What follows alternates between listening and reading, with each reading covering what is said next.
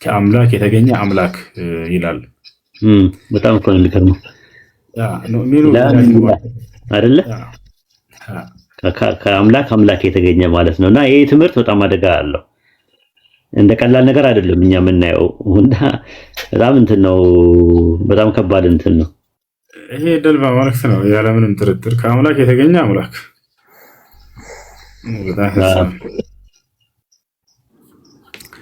እሺ ዮናስ ጥያቄ አለ መጠየቅ የምትፈልገው ነገር? ከዚህ በፊት ገብቼ ነበር አይደለ? ያ ዛሬ ላይ መጥቻለሁ። ያ እሺ እና ሰላም ነው አለ አልሐምዱሊላህ አለን እና በቃ ወስኛለሁ ስለና ለአጠወስና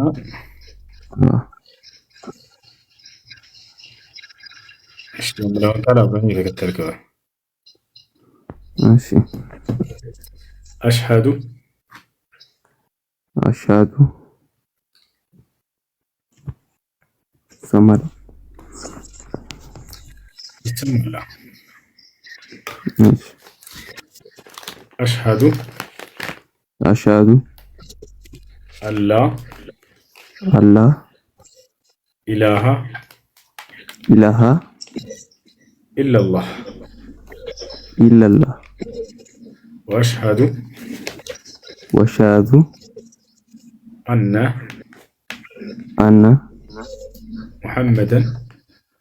ሙሐመደን ረሱሉላህ ማሻአላህ። ከዚህ በኋላ ሙስሊም ሆነዋል። ሲጸንሱ ካረጁ በኋላ ነው የጸነሱት በተአምር ማለት። ልክ በተመሳሳይም ለአምላክ የሚሳነው ነገር የለም። ኤልሳቤጥን ተመልከቺ ነው ያላት። ወንድ ሳላውቅ እንዴት ይሆንልኛል ላለችው ነገር ለአምላክ የሚሳነው ምንም ነገር የለም ማለት። ስለዚህ ከማርያም ሰው ሆኗል ኢየሱስ። ከአንቺ የሚሆነው ነው የሚለው ግኖማይ ነው የሚለው እኮ። ግን ይኸውልህ ምን አለ መሰለህ ቃልም ስጋ ሆነ ስለሚል የቃሉ ብርታት የፈጣሪ የቃሉ ብርታት ሰው ሆኗል። በማማፀን ውስጥ በማርያም ማፀን ውስጥ የማርያም ማፀን ውስጥ ደግሞ ምን አለ? ዘርን የሚያቀፍ እንቁላል አለ። ጥያቄ እሱ አይደለም። ሰው የሆነው ኢየሱስ ከማን ነው ነው ጥያቄው የጠየቅኩ። ከማን ነው? ራሱ ከአንቺ የሚሆነው ለምን አላት መልአኩ ገብርኤል። ከአንቺ የሚሆነው የሚል አለ እንዴ? አዎ ጊኖማ ይላል ግሪከኛው። ከአንቺ የሚሆነው ግሪከኛውን ስላላየሁት ነው እኔ እንደዚህ የሚል ቃል ግን ከአንቺ የሚሆነው ይላል። እንደና ደግሞ ከዳይዘር የሆነው ይላል። ከዳይዘር የሆነው ይላል። የዳይዘር የሚለው ማርያምን እንደሚያመለክተው። ስለዚህ ከማርያም ሆናል። አሁን ጥያቄ የሚነሳው ምንድነው? ድንግል ማርያም ማፀን ውስጥ ፕሮሰስ አድርጎ የመጣው ለዛ ሰው መስዋዕት የከፈለለት ማን ነው? ቤዛ የሆነለት ማን ነው ለዛ ሰው?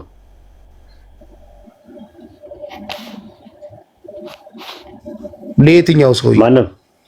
ለዛ ድንግል ማርያም ማፀን ውስጥ ፕሮሰስ ላደረገው ሰው ቤዛ የሆነለት ማን ነው? ቤዛ የሆነለት የሚል የለማ መጽሐፍ ቅዱስ ላይ እኮ። ማን ነው ቤዛ የሆነለት ነው እኮ የምልከው። ሰው ሁሉ ቤዛ ካስፈለገው ማንም ቤዛ ሆነለት የሚል የለም ነው እኮ ያልኩ። ስለዚህ ለምንድን ለሰው ሁሉ ቤዛ ያስፈልገዋል? እንዳንተ ትምህርት አዋ ለሰው ሁሉ ቤዛነት ስለሚያስፈልገው የሱ ጥያቄ ያም ሰው ነው። የሱ ጥያቄ ምንድነው? ፈጣሪ ለሰው ልጆች ሰውን ለኃጢአት ቤዛ ይሆናል ያለው የቱ ጋ ነው የሚለውን ጥያቄ ስላነሳ ነው። ኖ አይጠየቁ ጥያቄ ለኢየሱስ ማን ነው ቤዛ? አንተማ የጠየቀኝ የለም ብያለሁ እኮ የለም ብያለሁ እኮ። ስለዚህ አየህ ለሁሉም ሰው አይደለማ ቤዛ የሆነው። አሁን ቤዛ ማለት ምን ማለት ነው? ትርጉሙ ራሱ ቤዛ ማለት ነው ትርጉሙ ምትክ ማለት ነው።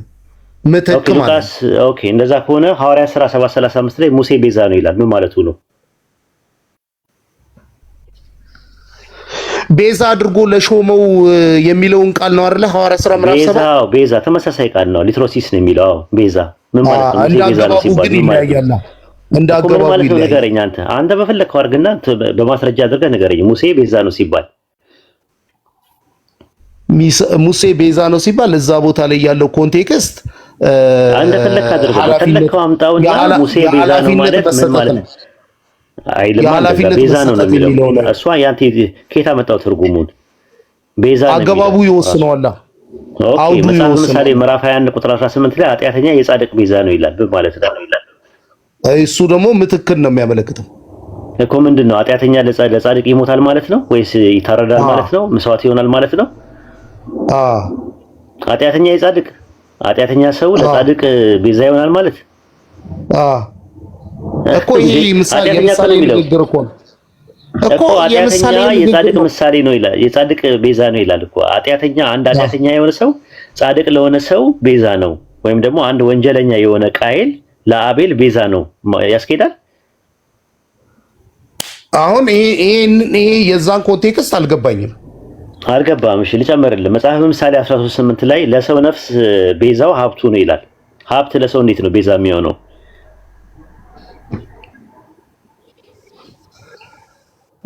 ትክክል።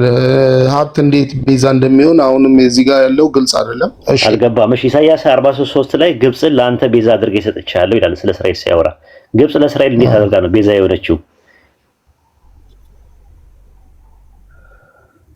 ኦኬ ስለዚህ አሁን ቤዛ የሚለውን ነገር አሁን ተሳስተሃል። ቀደም ኡስታዙ ሲያስንተን ሱረቱ ሷፋት ምዕራፍ 37 ላይ ቁጥር 103 ላይ በታላቅ እርድ ተቤዤ ነው ሲባል ቤዛ ማለት ትርጉሙ ልዋጭ ማለት ነው በዚህኛው ኮንቴክስት።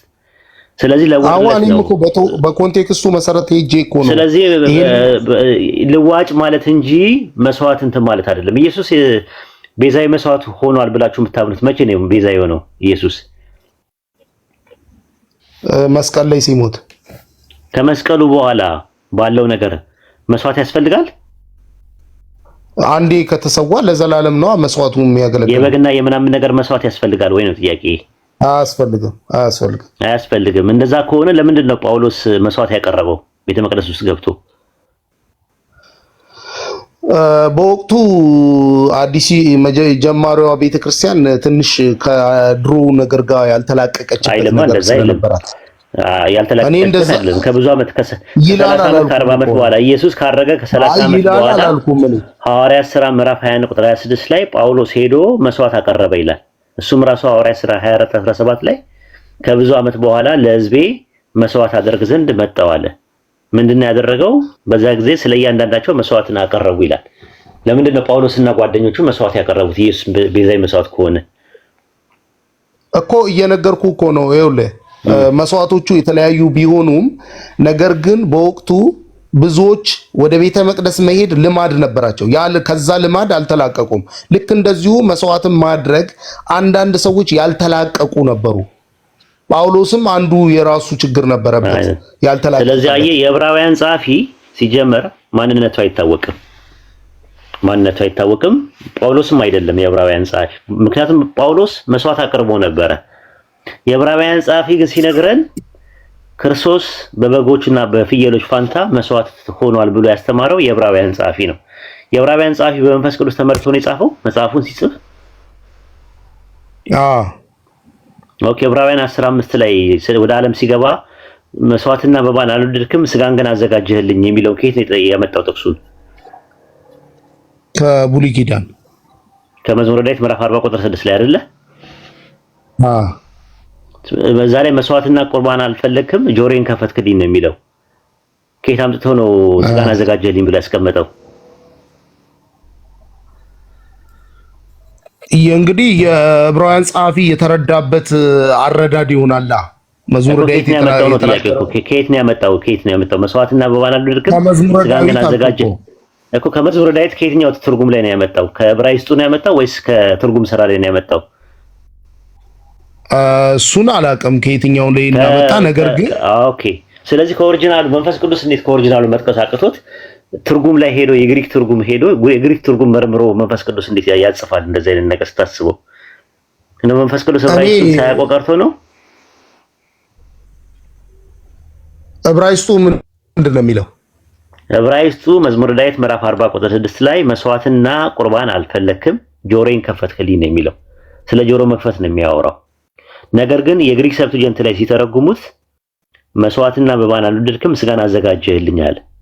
ስለዚህ የዕብራውያን ጸሐፊ ዕብራውያን 10:5 ላይ ከመዝሙረ ዳዊት 46 ላይ የዕብራይስጡን መንፈስ ቅዱስ ቢሆን ኖሮ ጠቅሶ መናገር ሲገባው ከትርጉም ስራ ላይ ሰዎች ከተረጎሙት ኦተንቲክ ካልሆነ መጽሐፍ ላይ ኮርጆ አምጥቶ ይሄው ተብሎ ተጽፏል ብሎ ነገረን።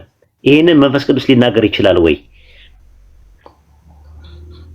ምን አለ መሰለህ አሁን አንዳንድ ጊዜ የዛ የአውዱ የሚናገርበትን ሐሳብ ሊደግፍ የሚችሉ የብሉይ ኪዳን ጥቅስ ሲያገኝ ከዛ ጥቅስ ጋር አገናኝቶ በራሱ አተረጓጎም ተመርቶ አይደለም ይችላል። በራሱ ነው የወሰደው ሰውየው። አይ መንፈስ ቅዱስ እኮ ግዴታ እዛ ጋር መዝሙረ ዳዊት ጋር በተናገረው ብቻ ያቀርብ። ከትርጉም ስራ ላይ ተቆሟል መንፈስ ቅዱስ። ከትርጉም ስራ ላይ እንዴት ይወስዳል? ከትርጉም ስራ ላይ ኦሪጂናሉ እያለ ኦሪጂናሉ ብራይት እያለ ከትርጉም ስራ ላይ እንዴት ይወስዳል መንፈስ ቅዱስ? ሲቆርጥ ከትርጉም እንትን ላይ ወስዶ ሳይሆን መንፈስ ቅዱስ ራሱ በራሱ መንገድ ሊተረጉም ይችላል። ራሱ መንፈስ ቅዱስ እኮ መተርጎም የነበረበት እኮ ከመዝሙረ ዳዊት ምዕራፍ 40 ቁጥር 6 ላይ። አሁን ስለ ትርጉም አይደለም ጥያቄው ፓራፍሬዝ ኮቴሽን ቀጥታ ሲጠቀስ ከተጠቀሰው ጥቅስ ላይ የዕብራይስጡ የሚለው ኦሪጂናሊ በአምላክ መንፈስ ተጽፎ የተጻፈ ወይም ደግሞ ተነገረ የተባለው መዝሙረ ዳዊት ምዕራፍ 40 ቁጥር 6 ላይ መስዋዕትና መባን አልወደድክም ጆሮዬን ግን ከፈትክልኝ ነው የሚለው። ስጋን አዘጋጀልኝ የሚል የለም። ስጋን አዘጋጀልኝ የሚለው የትርጉም ስራ ላይ ነው ያለው። ትርጉሙ ተሳስቶ በተሳሳተ መንገድ ሲተረጉሙት ስጋን አዘጋጀልኝ ብለው አስቀመጡ። ስለዚህ ስጋን አዘጋጀልኝ ከሚለው ቦታ ላይ ጠቅሶ የዕብራውያን ጸሐፊ ሲናገር ቢያንስ በመንፈስ ቅዱስ ከሆነ ከተማ የተመራው ከትርጉም ስራ ላይ ወስዶ በኦሪጂናል ስራ እያለ ከትርጉም ስራ ላይ እንዴት ይወስዳል ነው። ስለዚህ ስለ መስዋዕትነት ያስተማረው የዕብራውያን ጸሐፊ እስከሆነ ድረስ የዕብራውያን ጸሐፊ ከመጀመሪያው እስከ መጨረሻው ድረስ ተሳስቷል ነው ብለው። ይሄ ነገር እኮ ዕብራውያን ብቻ እኮ አይደለም ስለ መስዋዕትነት የተናገረው። እንደውም ዕብራውያን በስነ ስርዓት ከአንድ ጀምሮ መስዋዕትነቱና ካህን መሆኑ የዘላለም ካህን ሆኖ በገዛ ደሙ በአፊት እንደገባ ነው። ኦኬ እንዳሮን ነው እንደመልከጼዴቅ ነው ክህነቱ። መዝሙረ ዳዊት ምዕራፍ 110 ቁጥር 4 ላይ ሲናገር መልከጼዴቅ መስዋዕት አቅርቧል ወይስ እኮ መስዋዕት አቅርቧል ወይ? መልከጼዴቅ አሮን ነው ያቀረበው ወይስ መልከጼዴቅ ነው ያቀረበው መስዋዕት? እንደ መልከጼዴቅ መስዋዕት አቀረበ ሳይሆን እንደ መልከጼዴቅ ካህን ነበር ነው የሚለው። ስለዚህ ክህነቱ የመስዋዕት ለማቅረብ ጉዳይ አይደለም ማለት ነው። ስለዚህ አየህ ክህነቱ መልከጼዴቅን ያመሳሰለው በመስዋዕት በማቅረብ ሳይሆን በካህንነቱ ነው። ስለዚህ የኢየሱስ ካህንነት ከመስዋዕት ጋር የሚገናኝ ነገር የለውም ማለት ነው። ይሄን ከዘጋህልኝ ኢየሱስ ካህን ደግሞ ያለ መስዋዕት መቅረብ አይችልማ። መልከጼዴቅ ያቀረበው መስዋዕት የት አለ? መልከጼዴቅን እኮ ሁሉንም እኮ ፐርፌክት ምሳሌ ነው ብላ አትውሰድ አንተ እኮ። መልከጼዴቅ ካህን በመሆኑ ያቀረበው መስዋዕት ካለ ትነግረኛለህ። ልክ ክህነቱ ደግሞ እንደ አሮን ሳይሆን እንደ መልከጼዴቅ መስዋዕት አቀረበ አላልኩም። የመልከጼዴቅ የካህንነት ምሳሌ ነው። እንደ አሮን ነው የማንም ወገን አለመሆኑ ለማሳየት እንደ መልከጼዴቅ ነው ወይስ እንደ አሮን ነው? የኢየሱስ ክህነቱ እንደ መልከጼዴቅ ነው። ስለዚህ እንደ አሮን አይደለም። እንደ አሮን አይደለም። ኢየሱስ በአዳም ኃጢአት የተነሳ ለኃጢአት ቤዛ ሆናለሁ ለኃጢአት መስዋዕት ሆናለሁ ብሎ ያስተማረበት አለ። ምን ላይ? ዮሐንስ ወንጌል ምዕራፍ 3 ቁጥር 14 ላይ። ኦኬ 3:14 ሙሴ በምድረ በዳ እባብ እንደሰቀለ እንዲሁ የሰው ልጅ ይሰቀል ዘንድ ይገባዋል ይላል። ይሄን የፈለከው? መሰቀል ለሚለው እዚህ ጋር ሁብሶ ነው ወይስ ደግሞ ስታውሮስ ነው የተጠቀመው? ከፍ ማለት ነው ወይስ ሊፍት አፕ ነው? እንግሊዘኛው የሚለው ሊፍታድ ነው። ሂ ሊፍታድ ነው የሚለው። ሂ ሊፍትድ አፕ ነው የሚለው እንጂ ሂ ክሩሲፋይድ አይልም። እንግሊዘኛውን ሊያወጣልህ ይችላል ኡስታዝ። 3:14 ላይ ያወጣለት ኡስታዝ አይልም እንደዛ። ስለ መሰቀል አያወራም። ሙሴ በምድረ በዳ እባብን ሰቀለ ማለት ስለ ስቅለት ሳይሆን የሚያወራው ከፍ ከፍ ማድረግን ነው የሚያሳየው። ሐዋርያ 12:33 ላይም እንደዛ ነው። በአምላክ ቀኝ ከፍ ከፍ ብሏል። ከፍ ከፍ ለሚለው የሚጠቀመው ቃል ተመሳሳይ ነው። ሁብሶ ነው የሚጠቀመው ተመሳሳይ።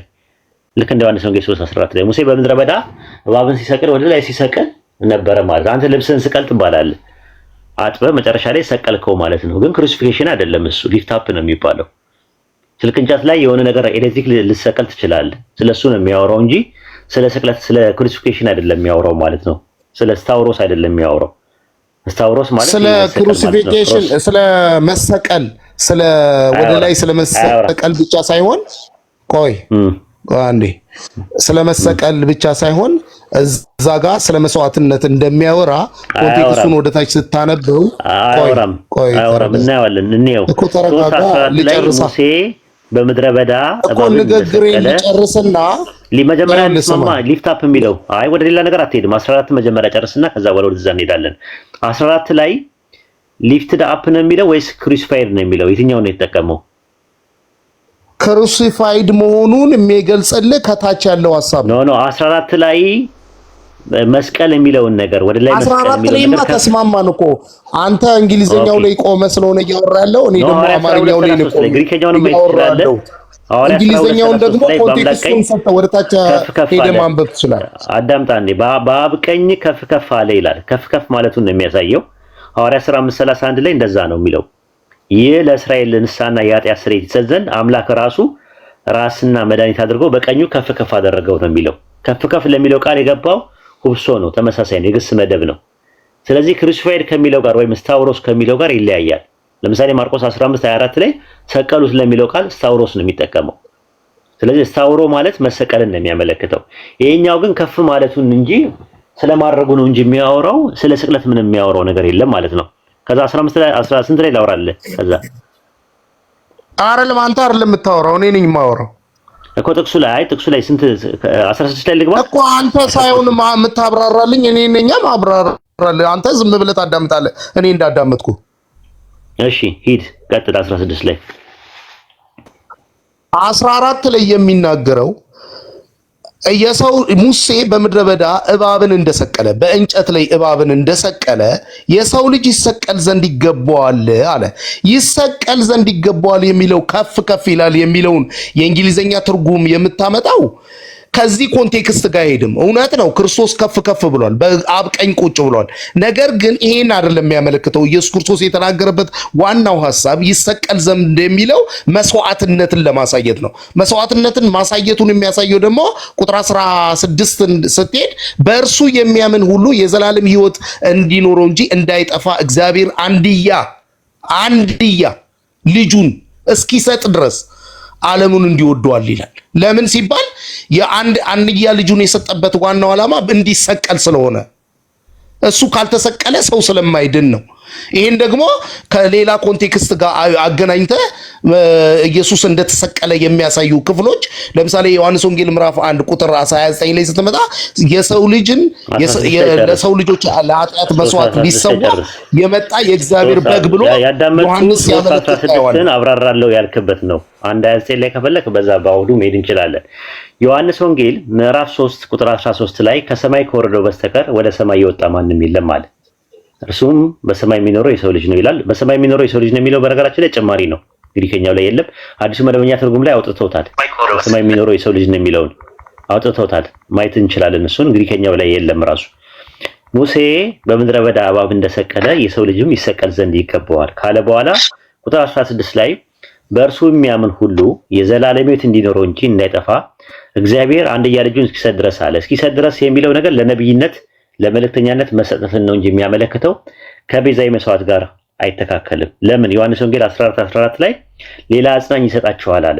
ያ ማለት መንፈስ ቅዱስ አንዳንተ ትምህርት መጥቶ ሊሰዋና ሊገደል አይደለም የሚመጣው። መንፈስ ቅዱስ ሌላ አጽናኝ ይሰጣል ሲል ሌላ አናዘር አሎሎስ አናዘር ኦፍ ዘ ሴም ካይንድ ልክ ቀኝን ጉንጭ ለሚመጣ ሌላ አንስጠው ይላል።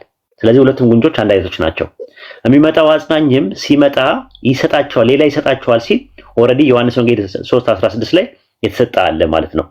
ስለዚህ ያኛውም ሲሰጥ የተሰጠበት ምክንያት ለመልእክተኛነትና ለነብይነት እንደሆነ ሁሉ ዮሐንስ ወንጌል 3:16 ላይም በእርሱ የሚያምን ሁሉ የዘላለም ሕይወት እንዳይሰጥ አንድያ ልጁን እስኪሰጥ ድረስ ዓለም ወዷልና ካለ በኋላ ዓለም በልጁ እንዲድን እንጂ በዓለም ላይ እንዲፈርድ እግዚአብሔር ወደ ዓለም አላከውምና አለ። ስለዚህ የተላከው መልእክተኛ ነው ማለት ነው። በእርሱ በሚያምን አይፈረድበትም፣ በማያምን ግን በአንዱ በልጁ እግዚአብሔር ላይ ስላላመነ አሁን ተፈርዶበታል። ብርሃኑ ወደ ዓለም መጣ፣ ሰዎች ስራቸው ክፉ ነበርና ከብርሃን ይልቅ ጨለማን ስለወደዱ ፍርዱ ይሄ ነው እያለ ይናገራል። ስለዚህ እዚህ ኮንቴክስት ላይ ስለ መስዋዕት የሚናገርበት ምንም ሽታው የለም። ካለ በኃይለ ቃል አውጥተህ ማሳየት ይችላል። የለም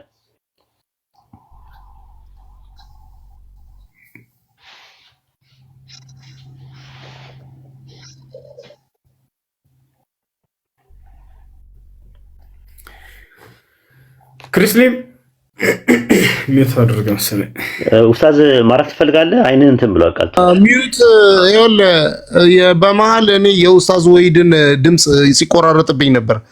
ከኔ ይሁን ከኡስታዝ አላወኩም፣ የኔ ይሁን የሱ ይሁን አላወኩም፣ ብቻ ድምፁ ይቆራረጥብኝ ነበር እና አልሰማውም እያልክ ነው? በመሀል ያለውን አልሰማሁትም። መጨረሻ ላይ ግን የጠየቀውን ጥያቄ ሰምቼዋለሁ። ቀጥታ መስዋዕትነት ክርስቶስን ከመስዋዕትነት ጋር የሚያገናኝ ሐሳብ ካለ አምጣ ድረስ የሚለው ነገር እስኪ ሰድ ድረስ የሚለውን ዮሐንስ ወንጌል ላይ አለ። ለ14 ላይ ሌላ አጽናኝ ይሰጣቸዋል ይላል።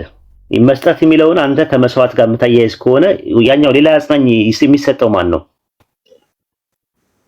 አይ ይኸውልህ መሰቀል የሚለውን ሐሳብ ከማገናኘት ጋርና ዮሐንስ ወንጌል ምዕራፍ 1 ቁጥር 29 ላይ ዓለምን ኃጢአት የሚያስወግድ የእግዚአብሔር በግ ብሎ ሲል በግ የሚለው ምንን ለማመልከት ነው?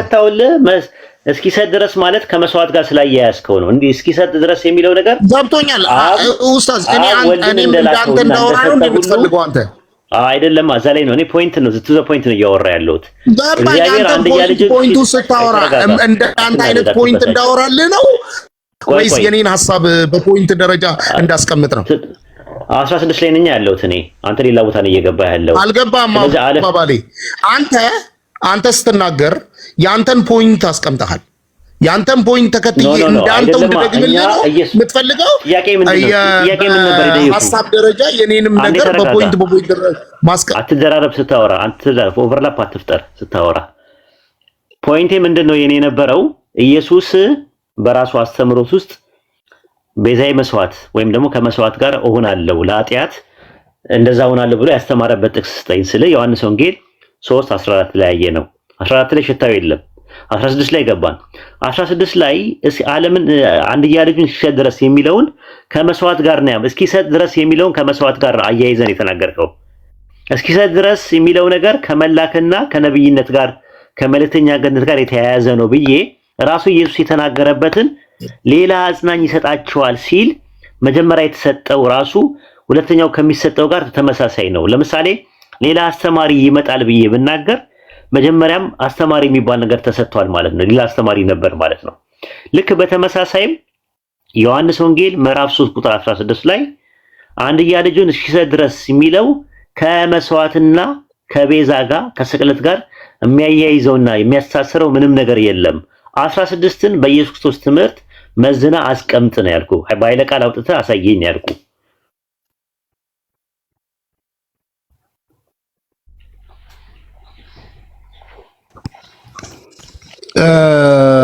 ማቴዎስ ወንጌል ምዕራፍ 1 ላይ ቁጥር 21 ላይ እንደዚህ ይላል፣ ልጅም ትወልዳለች፣ እርሱም ሕዝቡን ከኃጢአታቸው ያድናቸዋል፣ ስሙንም ኢየሱስ ትለዋለህ። እርሱ ሕዝቡን ከኃጢአታቸው ያድናቸዋል። ከኃጢአት ማዳንጋ ቆይ ተረጋጋ። የጠየቁ ጥያቄ ምንድነው? ልመልስልህ። የመጽሐፍ ቅዱስ ሐሳብ ነው የጠየቁ ጥያቄ። ኢየሱስ በአስተምሮቱ ውስጥ ነው ያልኩ። ልብ አድርግ፣ ሰው እየታዘበ ነው። የሰው መሳቂያ እንዳትሆን። በኢየሱስ በአስተምሮቱ ውስጥ እኔ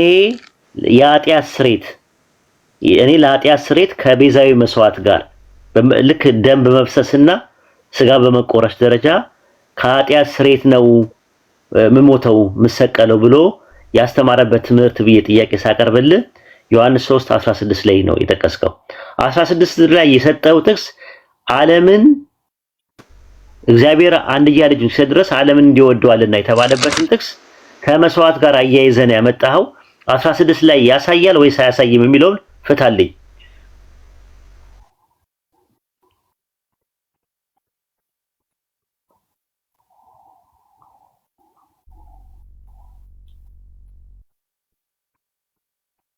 ፖሎ ግባ፣ ከፈለክ ፖሎ ግባ፣ አግዘው ኡስታዝ።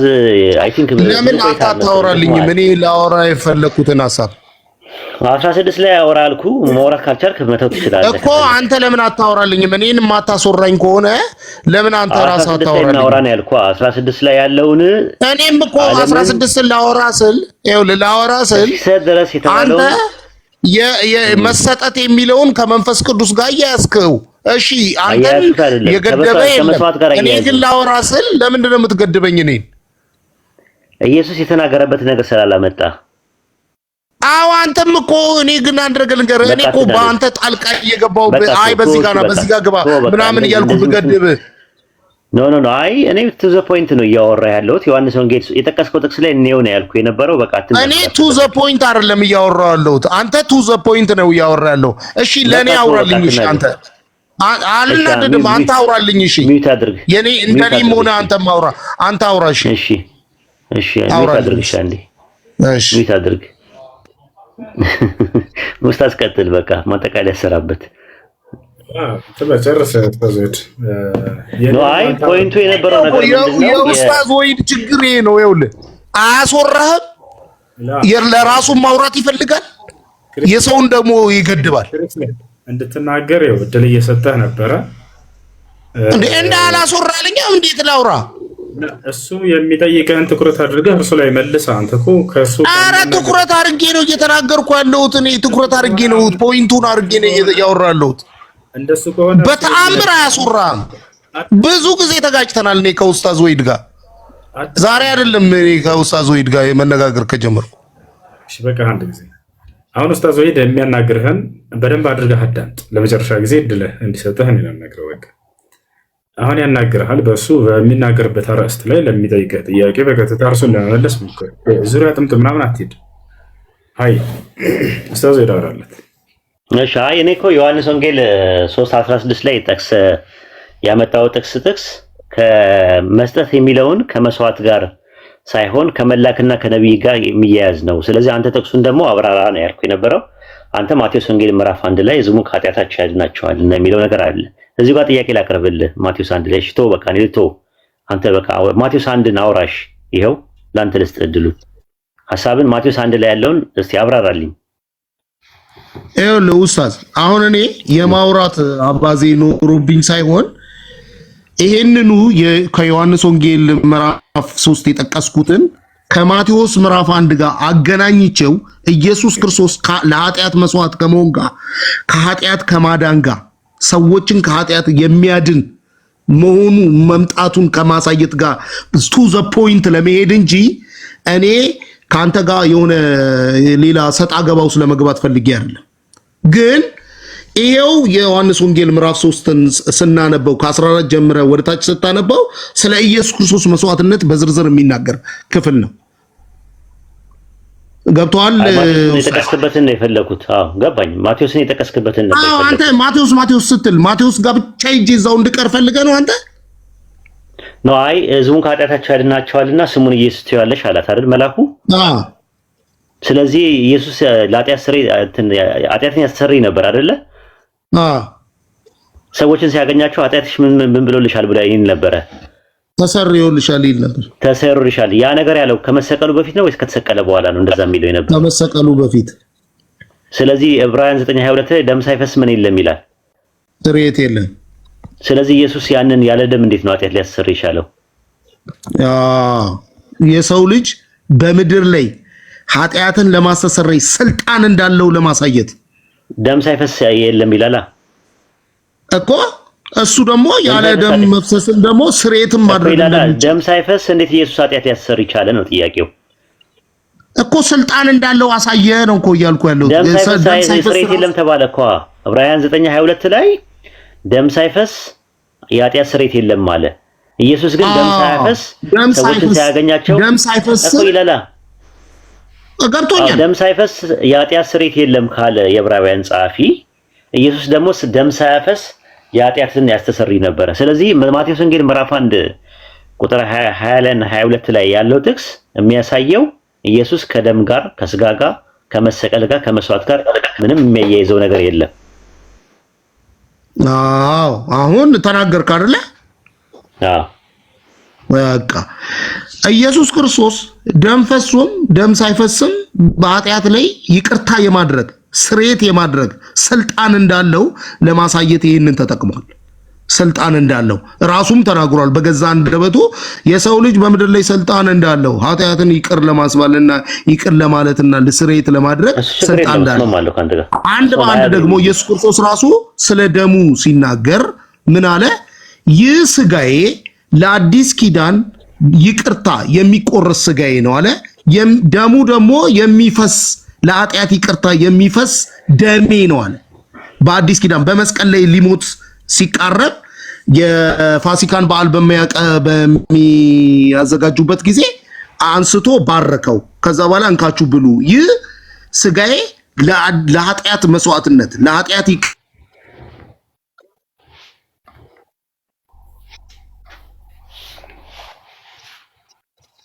ስጋዬ ተቆራረጣለህ። ማርቆስም ዘግበውታል። ስለዚህ ኢየሱስ ክርስቶስ በደሙም ለማስተሰረይ የተናገረበት ክፍል አለ ማለት ነው። ቱ ዘ ፖይንት ነው። ደም ሳይፈስ የመስዋዕትነቱ ቱ ዘ ፖይንት ነው ያወራውልህ። አዎ እሱን መልስልሃለሁ። ግን መጀመሪያ የተነሳንበት ፖይንት ምንድነው? ማቴዎስ ወንጌል ምዕራፍ 1 ቁጥር 22 ላይ የጠቀስከው ጥቅስ ህዝቡን ከኃጢአታቸው ያድናቸዋልና ሲል ኢየሱስ ያንዳንዱ ሰዎችን ህዝቡን ሲያገኛቸው ኃጢአት ተሰረዩልሻል፣ ኃጢአት ተሰረዩልሃል እያለ የኃጢአትን ያስተሰርይ ነበረ። የሚያስተሰርየው ግን ከደም ጋር የተያያዘ ነገር አልነበረውም። ስለዚህ ደም ሳይፈስ ስርየት የለም ከሚለው ትምህርት ጋር ይጋጫል ነው እያልኩ ያለሁት። አሁን ማቴዎስ ወንጌል 26 ላይ የጠቀስከውን ጥቅስ እንሂድ። ስጋዬን የሚበላ ደም የሚጠጣ ምናምን ብሎ ያለበትን ጥቅስ እንሂድ። እሱን ዮሐንስ ወንጌል ምዕራፍ 6 ላይ ምን አለ? ከሰማይ የወረድኩ እንጀራ እኔ ነኝ፣ እንጀራውም ለዓለም ሕይወት የምሰጠው ስጋዬ ነው አለ። ስጋዬን የሚበላ ደሜን የሚጠጣ የዘላለም ሕይወት አለው አለ። ከዛ ምን ጥያቄ ደቀ መዛሙርት ተፈጠረባቸው? አንተ እንዳያየው ሊትራሊ ከስጋና ከደም ጋር ነው የተያያዘባቸው። ደቀ መዛሙርት ስለዚህ ነገር አንጎራጎሩ ይላል 61 ላይ ተሰናከሉ አለ። እንግዲህ ኢየሱስ ምን አላቸው? ሕይወትን የሚሰጥ መንፈስ ነው፣ ስጋ ምንም አይጠቅምም። እኔ የምናገረው ቃል ሕይወትን መንፈስም ነው አለ። ስለዚህ ስለምንድን ነው የሚያወራው የነበረው? ቃል በቃል ስለ ስጋና ደም ነበር የሚያወራው የነበረው ኢየሱስ። በዛ አባባል ኡስታዝ ወርዷል። አስገቡት፣ መልሱት።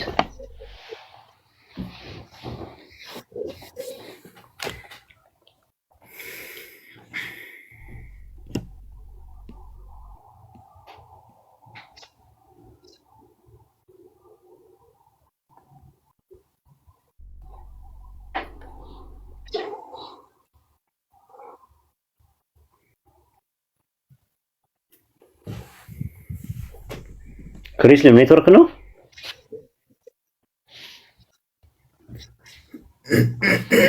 ተመልሷል መሰለኝ። ክሪስለም አለ።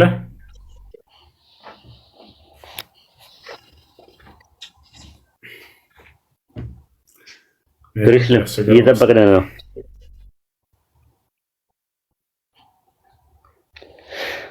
ኦኬ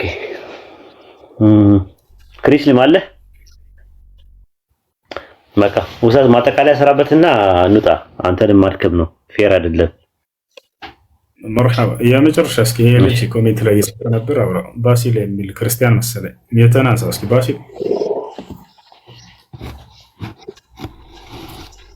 ባሲል አለ የኔ ኔትወርክ ሰላም ለእናንተ ይሁን።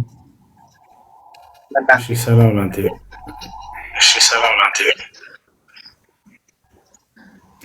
ባሲል ሰላም ነው። እንዴት ነህ?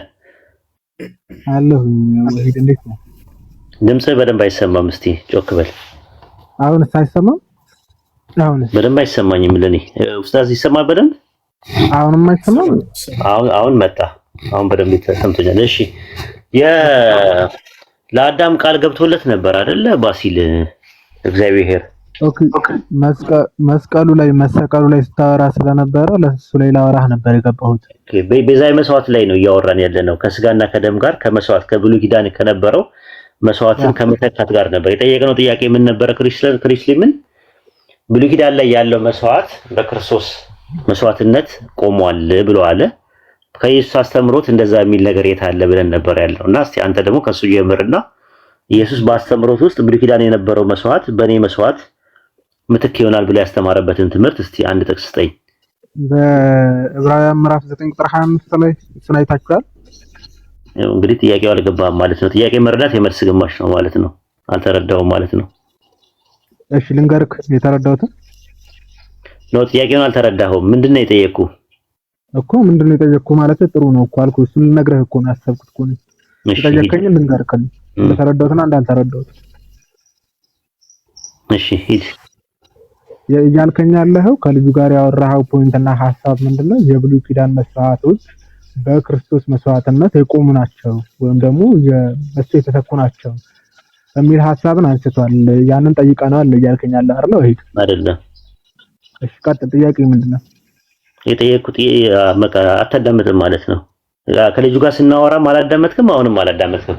ለሶስተኛ ጊዜ አንዴ ድገምልህና ከዛ ክርስቶስ በምድራዊ ቆይታው ሲያስተምር ብሉይ ኪዳን ላይ የነበረው መስዋዕት የሱ መስዋዕት ምትክ ሆኜ ለማስቆም ነው የመጣሁት ብሎ ያስተማረበት ትምህርት አለ ወይስ የለም? በክርስቶስ አንደበት ነው። አዎ በክርስቶስ አንደበት ከሆነ አዎ ራሱን አሳልፎ እንደሚሰጥ ተናግሯል። የብሉይ ኪዳን መስዋዕት ምትክ ሆኜ ነው የመጣሁት ብሎ ያስተማረበት ትምህርት አለ? አይ ለምን ኤግዛክት ወርድ ፋላሲ ትሰራለህ ወይ? ጠየቁ።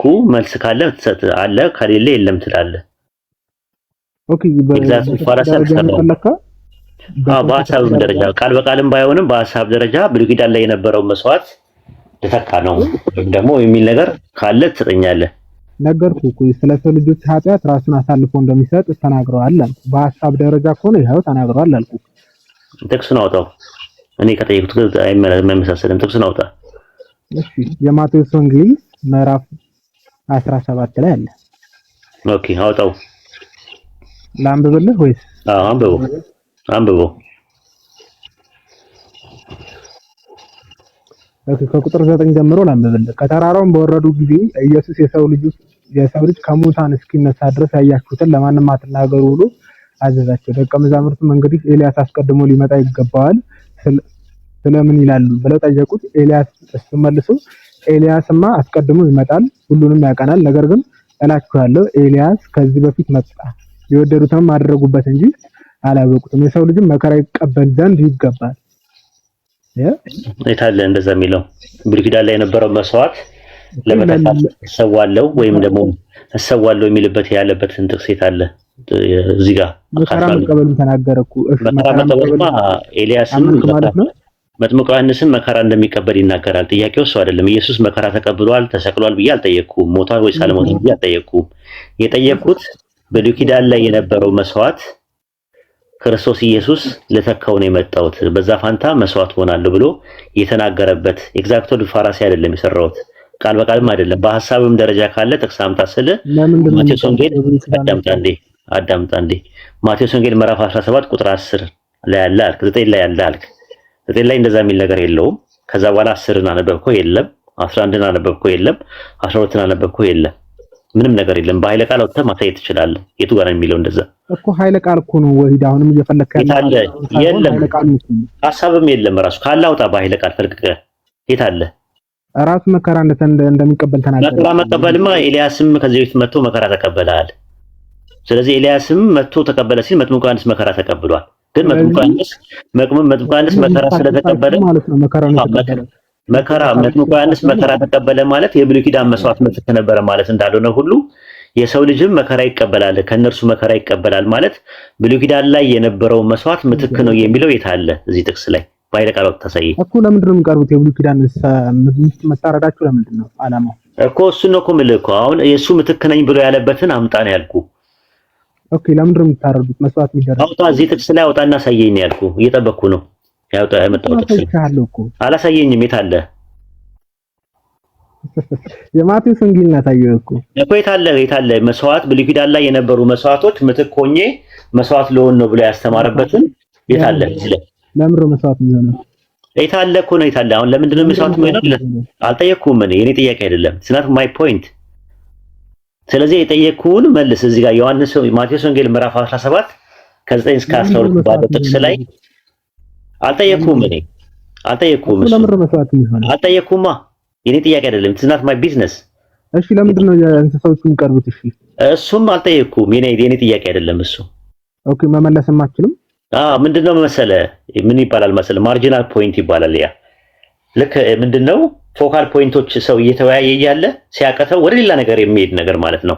የጠየቁት ጥያቄ ማቴዎስ ወንጌል ምዕራፍ 7 ከ9 እስከ 12 ባለው ጥቅስ መሰረት ባመጣው ጥቅስ መሰረት የብሉይ ኪዳን ላይ የነበረው መስዋዕት እኔ ልተካ ነው ያን ነገር ምትኮኜ ነው መስዋዕት ሊሆን ነው የሚል በኃይለ ቃል አውጥታሳየኝ እኮ ኮንቴክስቱን እኮ አለቀኩም እኮ የለም አውጥታሳየኝ እኮ ነው በኃይለ ቃል አውጥታሳየኝ ምንድነው ያልኩት ድምዳሜ ላይ ኮንክሉዥን ላይ ለመድረስ የሚያሳይ መረጃ እዛው አውጥታሳየኝ የት አለ አሳይ ምንድነው ነው መለስኩልህ ምንም የመለስከው ጥቅስ አነበብክ እንጂ አላሳየኸኝ እኮ ምን ብዬ አብራራሁኝ አልሰማኸኝም ማለት ነው እንደገና ለመለሰለ የለም መከራ ተቀበለ አልክ ቤዛይ መስዋዕት ወይም ደግሞ መስዋዕት ለእንትኑ መስዋዕት የብሉይ ኪዳኑን መስዋዕት ተክቼ ነው ያለበትን አምጣ ነው ያልኩ ለምንድነው መከራ የተቀበለው መከራ ተቀበለ አልኩ ለምንድነው አልኩት እሱ ሌላ ጉዳይ ነው በቃ ተመልሷል ማለት እኮ ነው ታዲያ ሌላ ጉዳይ ከሆነ አልተመለሰም መከራ ይቀበላል ነው የሚለው ለብሉይ ኪዳን ለነበረው አንተ ያተባለበት መከራ የተቀበልኩት ብሉይ ኪዳን ለነበረው መስዋዕት ምትክ ለመሆን ነው የሚልበት ያለበት ካለ አምጣ እኮ ሌላ ጉዳይ ነው አልክ እኮ ታዲያ ለምንድነው እኮ የለም የሌለው ነገር ከየት ላምጣ እዚህ ጥቅስ ላይ አለ ወይስ የለም ነው ጥያቄው ጥቅሱንማ አሳየው እኮ መከራ እንደሚቀበል አውጣና አሳየኝ በኃይለ ቃል አውጣ መከራ እንደሚቀበልማ ኤልያስም መከራ ይቀበላል ይላል መከራ ተቀብሏል አለ ተናግሯል ኤልያስ መከራ እንደሚቀበል ተናግሯል በአንደበቱ ኤልያስ መጥምቁ ዮሐንስ መከራ አልተቀበለም እኮ የተናገረበትን አምጣልኛ ኦኬ ስለዚህ መከራ መቀበል የሚለውን ነገር መከራ መቀበል የሚለውን ክርስቲያኖችን መከራ ይቀበላሉ ግን ብሉይ ኪዳን መስዋዕት እንትን ይላሉ ይተካሉ ለምንድን ነው ክርስቲያኖች መከራ የሚቀበሉት ለምንድን ነው እኮ እሱን ነው እኮ የምልህ እኮ ስለዚህ አሁን ምንድነው የምታመጣው አንተ ማምጣት ያለብህ መከራ መቀበል የሚለውን ቤዛይ መስዋዕት ወይም ደግሞ ምትክ ነው የሚለውን በኢየሱስ ንግግር ውስጥ አለ ወይ ካለ አምጣ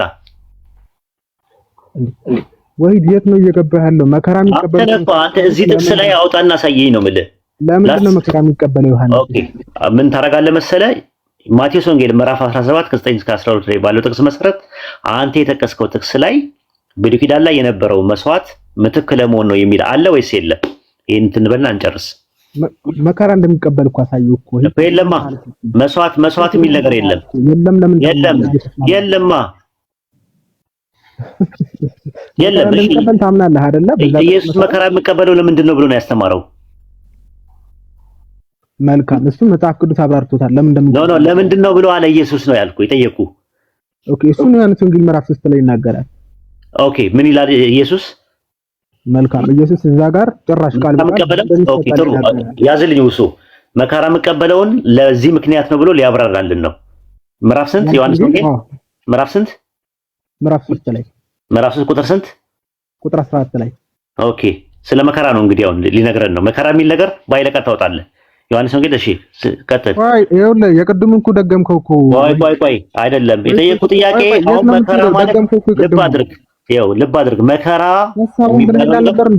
ቆይ ተረጋጋ መከራ የሚባለው ነገር ከእንትን ጋር ነው መከራ የሚባለው ነገር ከቤዛይ መስዋዕት ጋር ነው የሚል ማስረጃ ሊያመጣ ነው ዮሐንስ ወንጌል 3:14 ብሏል ዮሐንስ ወንጌል 3 ብለኸኛል ወሂድ ቃል በቃል አላልከኝም መጀመሪያ ቆይ መከራ የሚባለው ነገር ከመስዋዕት ጋር የተያያዘ ነው ከብሉይ ኪዳን ጋር የተያያዘ ነው ብለህ ማስረጃ ልታመጣ ነው አሁን እቺን ጥቅስ እንይና ከዛ በኋላ እንደመድማለን ማለት ነው ዮሐንስ ወንጌል 3:14 ላይ ሙሴ በምድረ በዳ እባብ እንደሰቀለ እንዲሁ በእርሱ የሚያምን ሁሉ የዘላለም ሕይወት እንዲኖረው እንጂ እንዳይጠፋ የሰው ልጅ ይሰቀል ዘንድ ይገባዋል ይላል እዚህ ጥቅስ ላይ እባብን ሊፍት አፕ ነው ሊፍት አፕ ክሩሲፊክሽን አይደለም ሊፍት አፕ ነው እኮ የሚለው ስለ ስቅለት አይደለም የሚያወራው እሺ ለምንድን ነው ሊፍት አፕ ያደረገው እባቡ ሊፍት አፕ ሙሴ በምድረ በዳ ለምንድን ነው ሊፍት አፕ ያደረገው እሺ ምን አርጎ ኦኬ መልካም ስለዚህ እሱንም ከስቅለት ጋር ያያዝማ እሱንም አታቆም ማለት ነው እሱ ነው ማለት ቆይ እሱን አይደለም ሊፍት አፕ ነው የሚለው ወይስ ክሩሲፋይድ ነው የሚለው ኦኬ ክሩሲፋይ ሳይደረግ ሊፍት አፕ መሆን ይችላል አዎ ራሱ ምንድነው ይተካው እባቡ ክሩሲፋይ ሳይደረግ ሊፍት አፕ ተረጋጋ ሊፍት አፕ ለሚለው የተጠቀመው ቃል ምንድነው ማስረጃ አስጠኝ ሊፍት አፕ ማድረጉ እሰጣለሁ ራሱ ሊፍት አፕ የሚባለው ነገር መሰቀል ማለት ምንድነው በእንግሊዘኛ ምን ይባላል እባቡ መሰቀል ምንድነው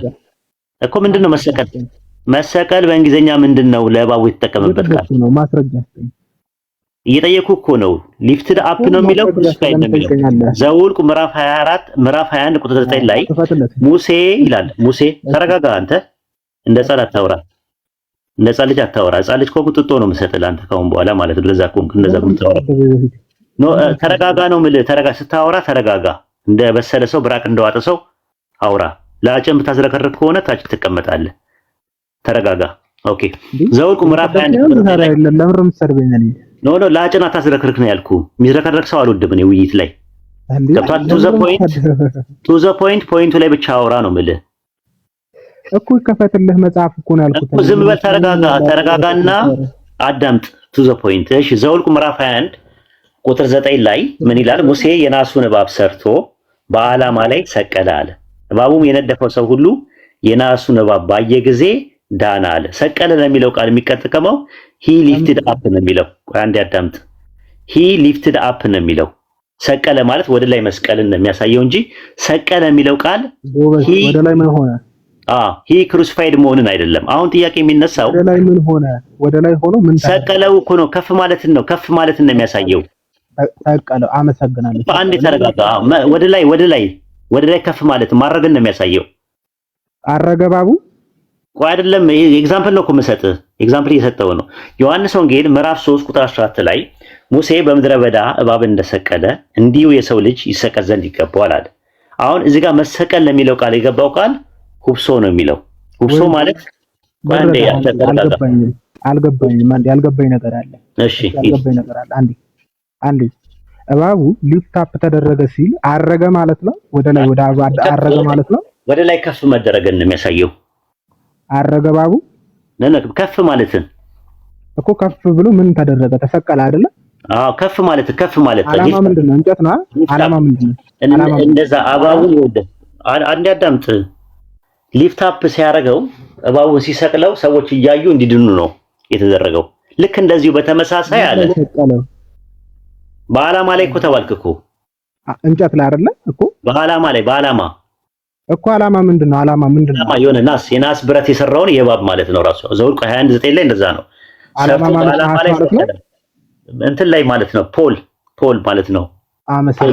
ፖል ላይ ሰቀለ አይደለ? ፖል ላይ ሰቀለው ማለት እንዲታይ ነው ያደረገው። ኢየሱስ ምን ላይ ነው ታዲያ ከፍ ያለው? ኦኬ በአብ ቀኝ ላይ ነው ከፍ ያለው። ሐዋርያት ሥራ 2:33 ላይ ስለዚህ አለ ቆይ ተረጋጋ። በአብ ቀኝ ምን ብሏል አለ? ከፍ ከፍ አለ ይላል። ልክ ተመሳሳይ ሁብሶ የሚለውን ቃል ነው የሚጠቀመው።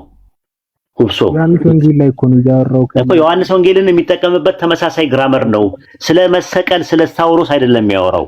ስለ ክሩሲፊክሽን አይደለም የሚያወራው። እንጨት ላይ ስለ መሰቀል አይደለም የሚያወራው ነው የምልህ ኢየሱስ ጋር።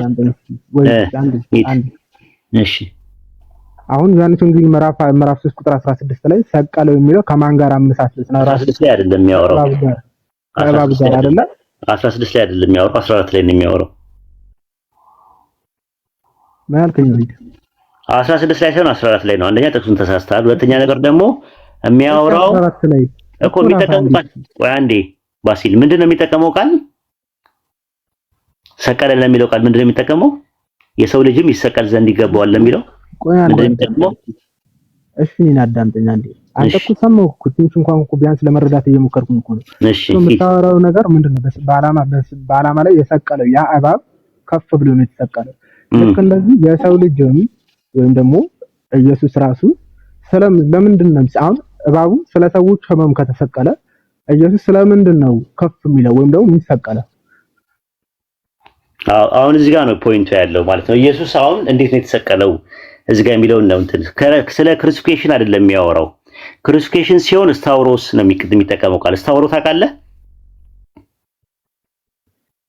ስታውሮ ታውቃለህ ባሲል?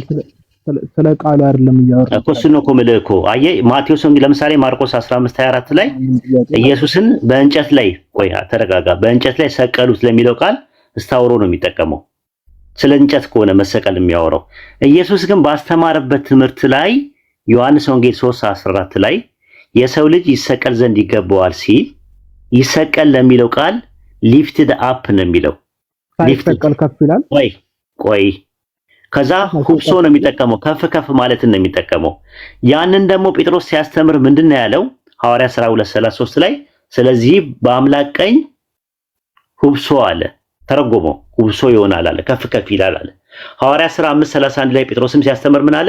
አምላክ አለ። አያውም ከመድኃኒቱ ጋር ሲያመሳስለው አምላክ ይህ ለእስራኤል አለ ንስሐ የኃጢአት ስርየት ይሰጥ ዘንድ በቀኙ ከፍ ከፍ አደረገው አለ። ሁብሶ ልክ ሙሴ በምድረ በዳ እባብን በዓላማ ላይ ሲሰቅል ያንን እባብ ሰዎች አይተው እንደሚድኑ ሁሉ የሰው ልጅም ያንን ነገር ሲሰቀል ወይም ደግሞ በአብ ቀኝ ከፍ ከፍ ሲል ሁብሶ በሚሆንበት ሰዓት ላይ ያ መድኃኒትና ራስ እንዲሆን በቀኙ ከፍ ከፍ አደረገው ነው የሚለው። ግልጽ ነው አሁን።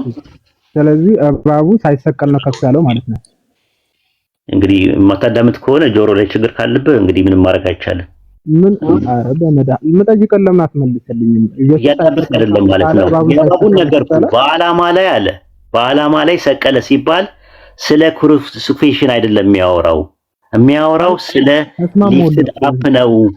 ልክ እንደዛውኑ ኢየሱስ ደግሞ ለመድኃኒትነት ሙሴ በምድረ በዳ ያንን እባቡን ሲሰቅለው ሊፍትድ ሲያደርገው ያንን እባብ ሲያዩ እንደሚድኑ ሁሉ ኢየሱስም ደግሞ የሚሰቀለው በቀኙ ነው።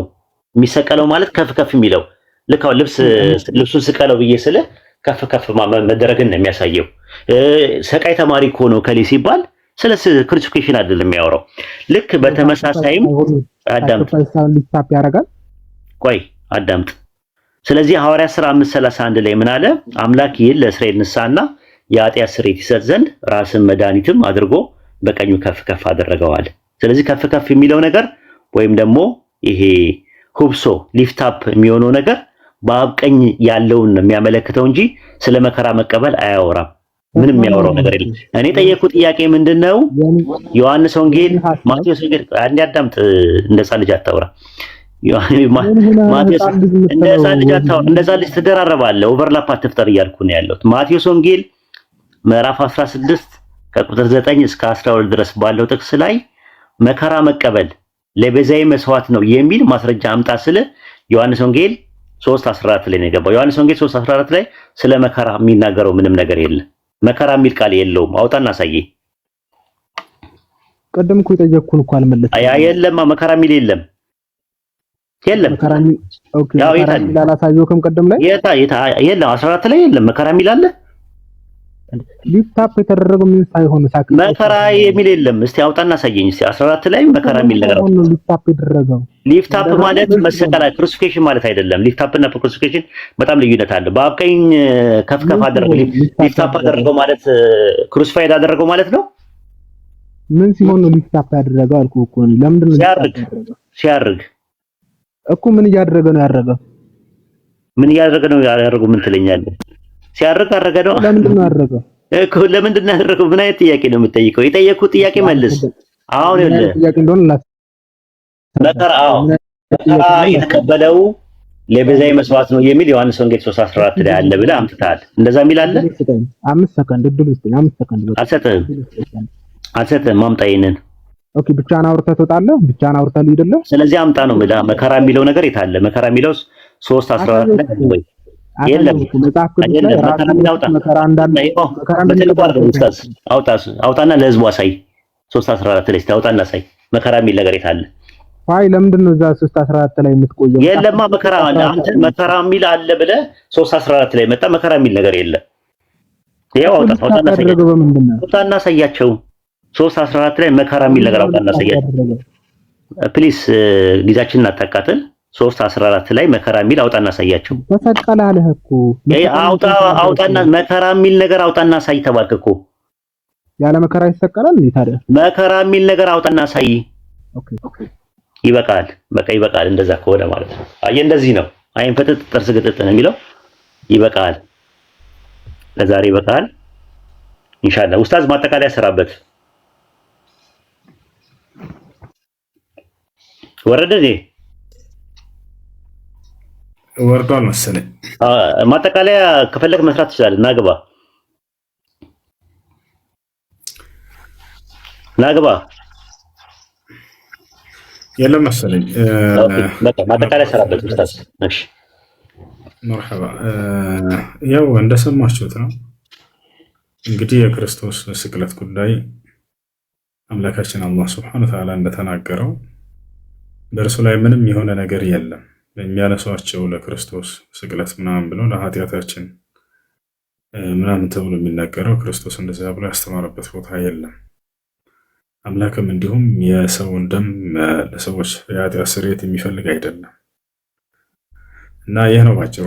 እስኪ ምናልባት ኡስታዝ ጊዜ ካለ ስለ ክርስቶስ አምላክነት መሆኑ እሱ የተሻለ ነገር ይመስለኛል። ከላይ ያሉት አይ የለም ያስተማረበት እንደዛ ያስተማረበት የለም ነው። የብሉይ ኪዳንን መስዋዕት እተካለሁ ብሎ ያመጣበትን ጥቅስ አምጣ ሲባል ያው ማቴዎስ ወንጌል ምዕራፍ 16 ከቁጥር 9 እስከ 12 ድረስ አየ ነው የለም። ከዛ ዮሐንስ ወንጌል 3:14 ላይ ደግሞ መሰቀል የሚለውን እሱ የተረዳው ክሩሲፊኬሽን ነው። እኔ ደግሞ ሊፍት አፕ ነው። ሙሴ በምድረ በዳ እባብ እንደሰቀለ ማለት ክሩሲፋይድ አደረገው ማለት አይደለም። እባቡ የናስ እባብ ነው ሰቀለው። ከዛ ሰቅሎት ወደ ላይ ሰዎች ያንን እያዩ ይድናሉ። ልክ እንደዚሁ በተመሳሳይ ሐዋርያት ሥራ ምዕራፍ 5 ቁጥር 31 ላይ በቀኙ ከፍ ከፍ አደረገው መድኃኒት እንዲሆን ኢየሱስ ብለው። ስለዚህ ኢየሱስ መድኃኒትነቱ በቀኙ ከፍ ከፍ መዳረጉና እኔ ሁሉን ወደ ራሴ ስባለሁ ባለው መሰረት ወደ ላይ ስለማድረጉ ነው የሚናገረው እንጂ አይ ቲንክ ስለ ስቅለት አይደለም የሚያወራው ለማለት ተፈልጎ ነው። ይሄን ይመስላል ማጠቃለያው ማለት ነው። ሌላ ምንድነው አውራ ነው የፈለከው ኡስታዝ? ምናልባት ክርስቲያኖች አሉ መሰለኝ ከአሁኑ ርዕስ እንትን የተሻለ የሆነው የክርስቶስን አምላክ መሆን አለመሆን ስላሴ ማውራት እንችላለን ከፈለጉ። መሰረታዊ ትምህርት ነው። ስላሴ ላይ ማውራት የሚፈልግ እድሉን ስጣቸው። ክርስቲያኖች ካላችሁ ሚዩታንሱና መናገር ትችላላችሁ። ሰላም ብያለሁ። ሰላም ክርስቶስ ይብዛላችሁላችሁ። የኢየሱስ ክርስቶስ የአብርሃም የይስሐቅ አምላክ የሆነው የአንዱ አምላክ ሰላም በሁላችሁም ላይ ይስፈን። ኦኬ እሺ፣ ስላሴ ላይ ታወራለህ? ይቻላል። ኦኬ ጥሩ። ስላሴ ማለት ኮንሴፕቱን እስቲ ንገረን፣ መጀመሪያ ሐሳቡን ንገረንና ያው ቃሉ የለም ባይብል ላይ እናንተም ታምናላችሁ። ሐሳቡን ንገረንና ከዛ ወደ ባይብል እንሄዳለን። ስላሴ ማለት ሐሳቡ ምንድነው? ንገረን። ኦኬ ትሪኒቲ ወይም ደግሞ ስላሴ የሚለው ኮንሰፕት በትክክል መጽሐፍ ቅዱስ ላይ የለም። ነገር ግን ስላሴ ወይም ትሪኒቲ ማለት በአካል ሶስት የሆኑ ማለትም ሶስትነታቸው በስም በአካል በግብር ሶስት ናቸው። በስም ስንል አብ፣ ወልድ፣ መንፈስ ቅዱስ ተብለው ይጠራሉ። በአካል ስንል ለአብ የራሱ ፍጹም አካል አለው፣ ለወልድም የራሱ ፍጹም አካል አለው፣ ለመንፈስ ቅዱስም የራሱ ፍጹም አካል አለው። ሶስት አካል ሲባል ግን እንደ ሰው የሚገደብ ወይም የሚለያይ አይደለም ማለት ነው። ሲቀጥል በግብር ስንል ደግሞ አብ ወላዲ፣ ወልድ ተወላዲ፣ መንፈስ ቅዱስ ደግሞ ሰራጺ ነው። ኦኬ በአንድነት አላቸው ስንል ደግሞ ምንም እንኳን በስም በአካል በግብር ቢለያዩም በባህሪ በህልውና በመንግስትና በፍቃድ አንድ ናቸው። ሶስቱም አንድ መለኮት ናቸው።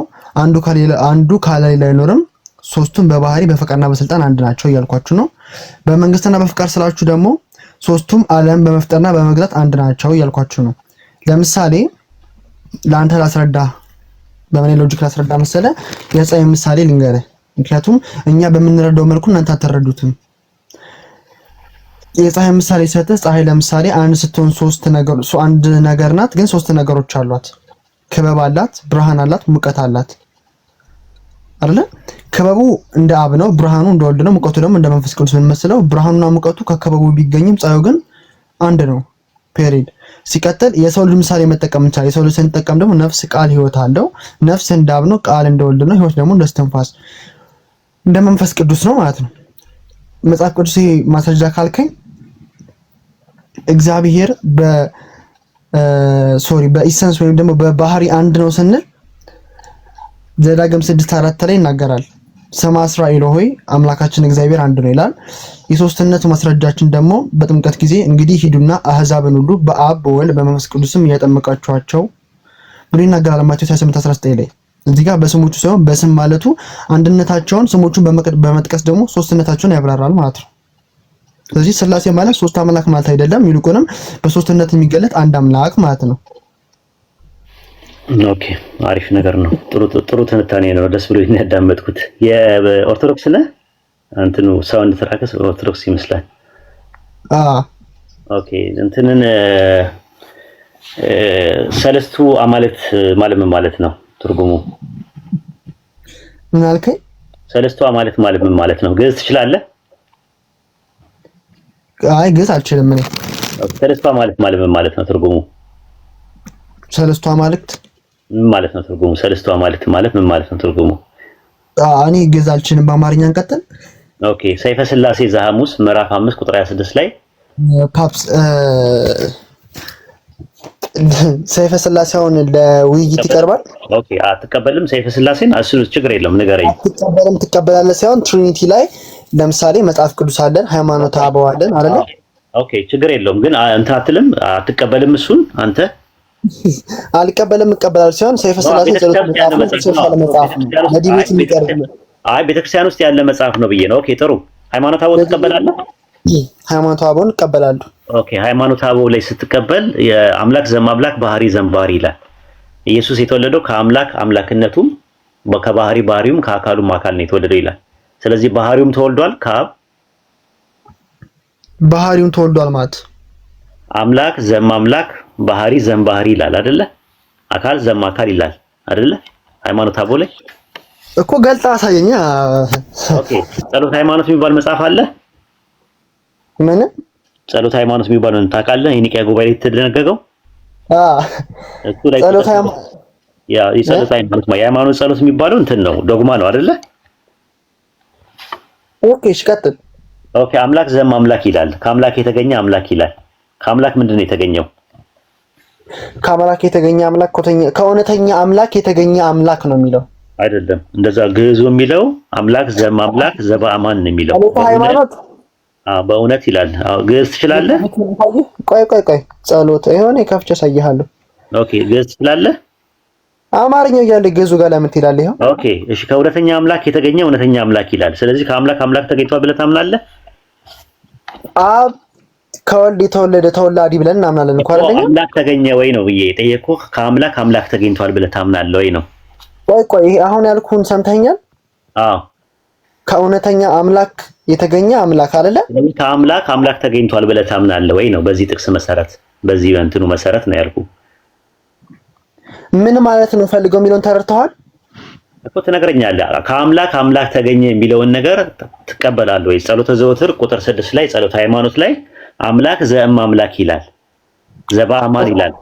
ስለዚህ ከአምላክ አምላክ ተገኘ ብለህ ታምናለህ ወይ? ኮ ተገኘ ማለት ምን ማለት ነው የሚለውን ተረድተዋል? ተወለደ ብለህ ያዘው። ከእውነተኛ አምላክ የተገኘ አምላክ ማለት ከዛስ ምን ይላል? ከእውነተኛ አምላክ የተገኘ አምላክ በባህሪው የሚስተካከል አይደለ?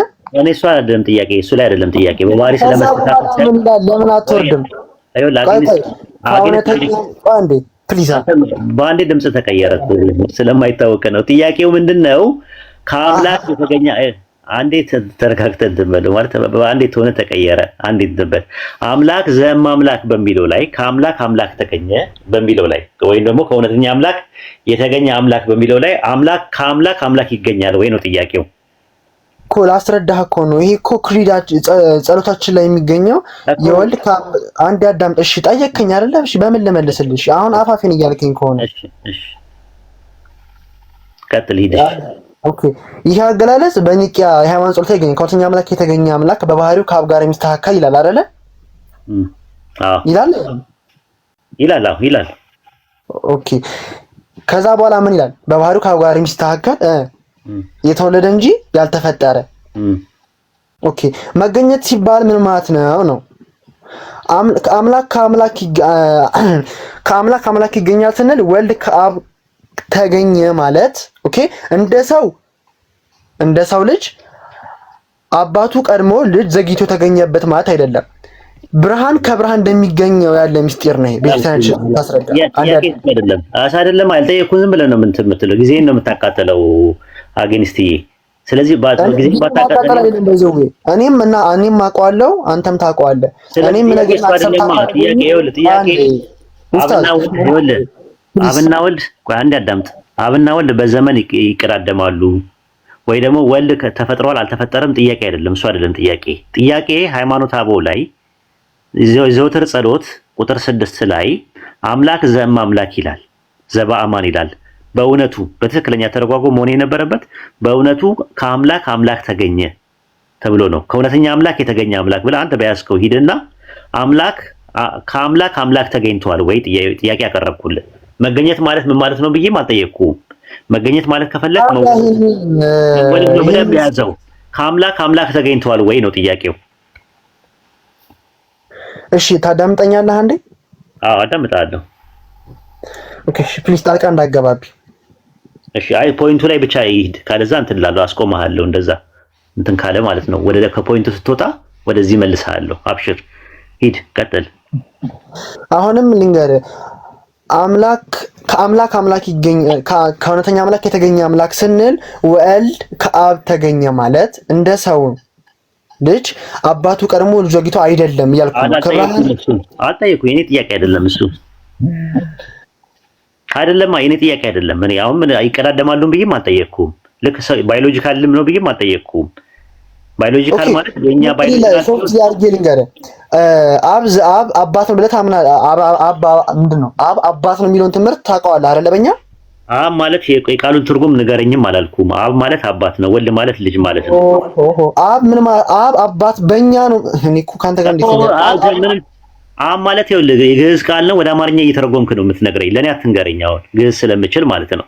ፖይንቱ ምንድነው ያለው? አዎ እችላለሁ። እንኳን ደስ አለ። አሁን ይኸውልህ አትና አሁን እየተበሳጨ ነው ያለው። ምንድነው ሰው እያዳመጠ ነው ያለው። የገባበት ነገር ነው። ወደ ፐርሰናል ነገሮች ባትሄድ ጥሩ ነው። አሁን ምንድነው ያለው መሰለ የዘውትር ጸሎት ቁጥር 6 ላይ ጸሎተ ሃይማኖት ላይ አምላክ ዘእምአምላክ ይላል። አምላክ ከአምላክ አምላክ ተገኘ ይላል። ከአምላክ አምላክ ይገኛል ወይ ነው ጥያቄው። አዎ አልኩ እኮ አዳምጠኛ እንዴ።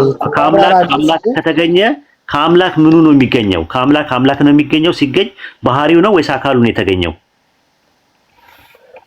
ታዳምጠኛለህ እንዴ? እሺ ያዳመጥኩ ነው። እንዴት ነው የተገኘው እያልኩ እኮ ነው። አላስረዳህ ነው አላልኩም።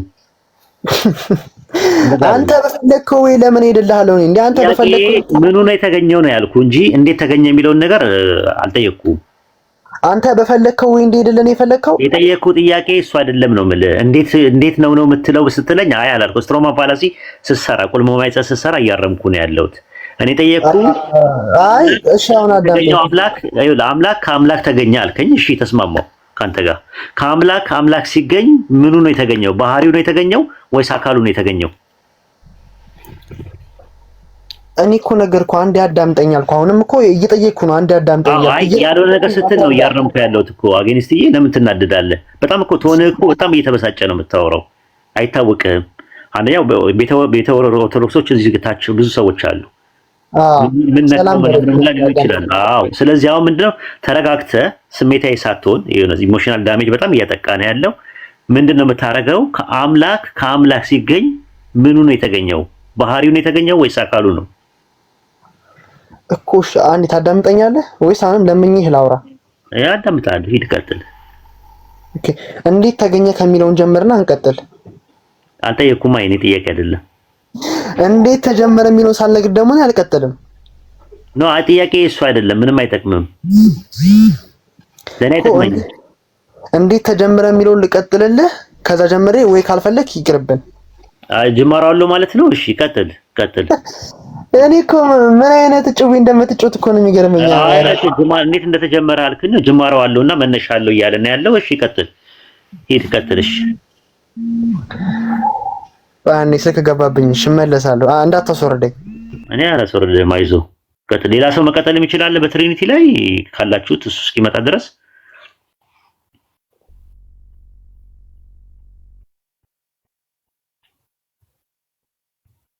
የሚቀጥል አለ?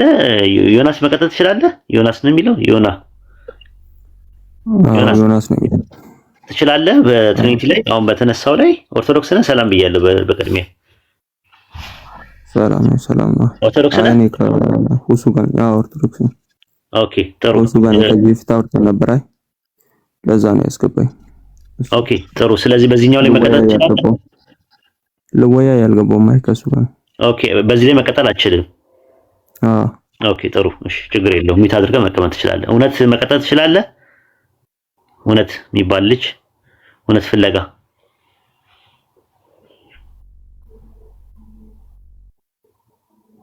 ኦኬ እውነት አለ። እሺ ኡስታዝ ጀማል ሌላ ሰው አስገባ ወይም ኡስታዝ ሱሱ ልጁ እስኪመጣ ድረስ ምኖች ዝክራ ካላችሁ አንዳንድ ኮሜንቶች ኡስታዞችን ነው ሜንሽን ያደርጉ እየተሳደቡ ነውና ይዋቸው። ኦኬ ሰላም አለይኩም። አምላክ አምላክን አስገኘ ብለዋል። ኡስታዝ ሰምተዋል? በፊት አካል ነበር የሚሉት፣ አሁን ደግሞ አምላክ አምላክን አስገኘ። አምላክ ዘእማምላክ ይላል ግዕዙ ጸሎተ ዘወትር ቁጥር 6 ጸሎተ ሃይማኖት ላይ አምላክ ዘእማምላክ ዘበአማን ይላል። በእውነቱ አምላክ ከአምላክ ተገኘ። በጣም የሚገርም ትምህርት ነው ራሱ እና አመነ ልጁ። አሁን ደግሞ ጥያቄ የምንጠይቀው ምንድነው? አምላክ ከአምላክ ሲገኝ ምኑ ነው የተገኘው? አካሉ ነው የተገኘው ወይስ ባህሪው ነው የተገኘው የሚለውን ልንመጣበት ነው። እንትን ላይ ተመልስ አረበኛው ላይ ኢላህ ሐቅ ሚን ኢላሂን ሐቅ ይላል። እኛ አምላክ ከእውነተኛ አምላክ የተገኘ እውነተኛ አምላክ። ይገርማል። ኦኬ ጥሩ። አጀማመሩን ልንገርህ ብሎ ነበረ ያቋረጥከው የነበረው ወልድ አጀማመር እንዳለውና መጀመሪያ መነሻ እንዳደረገ ይገርመኛ። አረ ተው፣ ትልቅ እኔ እኮ በቃ አንሳለው። ትልቅ ሰው ነው ፕሊዝ። አውራ ይሄ እኮ የገኘት ጉዳይ እንጂ ዝናት የፖለቲክስ እኮ ፓፓ። አይ ስላልክ ነው አጀማመሩን ልንገርህ ስላልከኝ ግራ ገባኝ። አዳምጠኝ። አሁንም ስላሴ ላይ ስትቀጥፍ የኖርክ ሰው ነው። አይኖት አሁን ፐርሰናሊ ነው አጌንስት አሁን ስትመለስ አሁን በጣም እየጋልክ ነው የምታወራው። ፐርሰናሊ ምንድነው ሰው የሽንፈት ምልክት ነው። ስለዚህ በተቻለ አቅም እንደዚህ አይነት ቃላት አትጠቀም እሺ። አሁን ሰው እያዳመጡ ነው ያለው። አይ ያው እንዳዳምጡኝ እንደማትሰሙኝ አውቃለሁ። ለክርክር ጎበዝ እንድትባል እንደምታስገቡንም አውቃለሁ። አዳምጠኛውን ከእውነተኛ አምላክ ይኸውልህ በስነ ስርዓት አውራ እሺ። ኡስታዝ በጣም አክብሮ እያወራ ነው። ምንም አንተን ማንነትህንም እየነካም አይደለም። የሆነ ወደ ሀሳቡ ልቀጥል። ትምህርቱ ላይ ብቻ ትኩረት አድርግ። ትምህርቱ ላይ ትኩረት አድርግ። ማነው የምታቀርበው ማስረጃ ላይ ትኩረት አድርግ። የሚጠይቅህን ጥያቄ እርሱ ላይ ትኩረት አድርግ። እሺ እሺ ኦኬ። አንድሽ ኮሜንት ላይ በደንብ ይዱብኝ። ከእውነተኛ አምላክ ከአብ የተገኘው ወልድ በምንድነው? በአካሉ ነው። ነገር ግን እንዲህ ስንል በጥንቃቄ መረዳት አለብን። እንዴት ካላችሁኝ ወልድ ከአብ ተገኘ ተወለደ ስንል የአካል መገኘትን ወይም ደግሞ የግብር ልዩነትን እየገለጽን ነው። ቅድም ሲገልጽልን ነበር። አብ ምንድነው? አስገኝ ነው፣ ወላዲ ነው። ወልድ ደግሞ ተገኝ ነው፣ ተወላዲ ነው። ይሄ ልዩነት የአካል ልዩነት እንጂ የባህሪ ልዩነት አይደለም። እሺ ልቀጥል እኔ ጨርሰሃል? ኦኬ እሺ ቀጥልሽ። ኦኬ ወልድ ከአብ የተገኘው አካሉ ነው ወይስ ባህሪው ነው? አካሉ ብቻ ነው፣ ባህሪውም አልተገኘም ማለት? እስኪ አስረዳኝ እስኪ። አካሉ ነው ባህሪው ነው ስትል ወልድ ከአብ ሲወለድ ምኑ ነው የተወለደው? አካሉ ነው ወይስ ባህሪው ነው የተወለደው? አካሉ ነው እንጂ ባህሪው ተወልዷል ወይስ አልተወለደም? ባህሪው ተወልዷል ማለት እስኪ አስረዳኝ። እንዴት ነው የሚወለደው ባህሪው? እኮ እንደዛ እሱ ነው እኮ የጠየኩ። ተወልዷል ወይስ አልተወለደም ነው የጠየኩ። ከተወለደ ተወልዷል ትለኛለህ፣ ካልተወለደ ደግሞ አልተወለደም ትለኛለህ። ኦኬ ባህሪ ሲባል ምን ማለት ነው? አምላክነት፣ ስልጣን፣ ዘላለማዊነት ማለት ነው አይደለ? እኮ ምንነት ማለት ነው። ባህሪ ምንነት ነው፣ አካል ደግሞ ማንነት ነው። ስለዚህ ከአብ ለወልድ መንፈስ ቅዱስ አንድ ነው ማለት ነው። የጠየቁ ጥያቄ የተወለደው ከአብ የተወለደው ምኑ ነው? አካሉ ነው ወይስ ባህሪው ነው? አካሉ በሚል ባህሪው ተወልዷል። ባህሪው አልተወለደም አልኩኝ እኮ።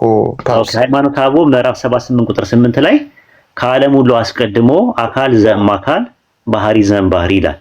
ከአካል አካል ከባህሪ ባህሪ የተወለደ ነው ይላል እኮ። ክፈታውና ሳይ።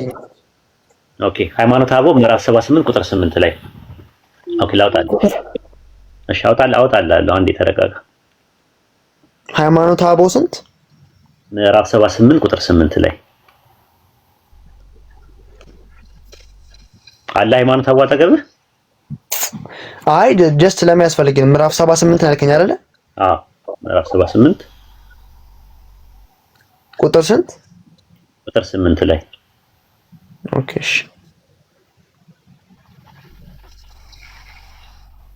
ሃይማኖተ አበው ላውጣልህ።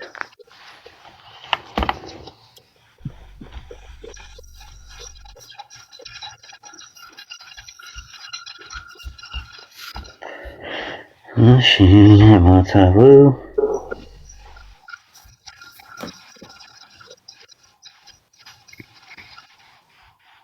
ሃይማኖታዊ ወስንክሳር እሺ ሃይማኖታዊ ምዕራፍ ወንበል ወልድሰ ካልዕ ውእቱ ወእምባሕሪ አብ አላ ንበል ዘእምባሕሪ ውእቱ ወልደ ዋሕድ ዘእምኔሁ ተወልደ የሚለውን ነው የአትናቴዎስን።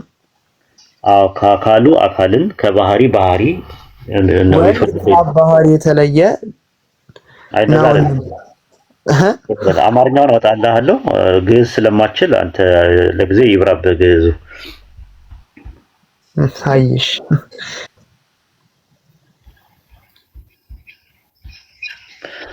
እሺ ምዕራፍ 78 አማርኛውን ከፈለክ አውጣውና እስከዛ ድረስ አንብብላቸው ያው አንተ ጋር ለማረጋገጥ።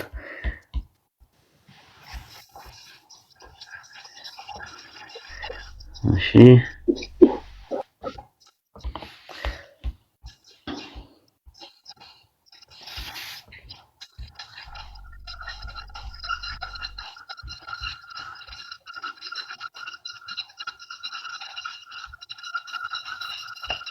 ዝብርቅርቅ ያለ ስለሆነ በፒዲኤፍ ነው ያለው። ካልሆነ እንትን አመጣለሁ። እሺ ተጠብቀኝና እንግዲህ ከሆነ እንትን ቁጥሩን ከያዘው ራሱ ሃርድ ኮፒ ላምጣ። እንትኑ ዝብርቅርቅ ያለ ነው ሶፍት ኮፒው። እሺ አንዴ ጠብቁኝ ላሳያችሁ መውጣት ስላለብኝ ልጁ እንዲማር።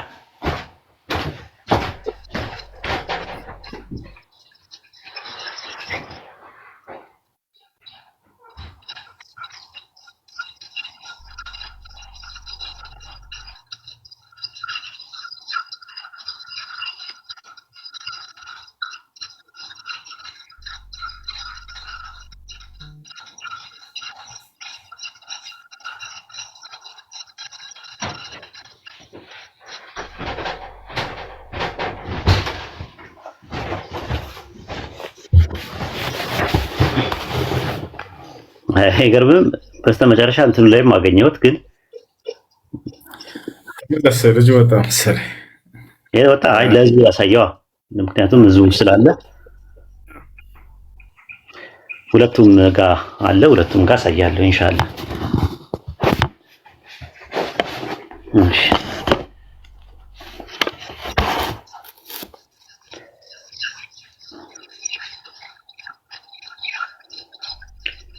ባህሪ ዘእምባሕሪ ይላል።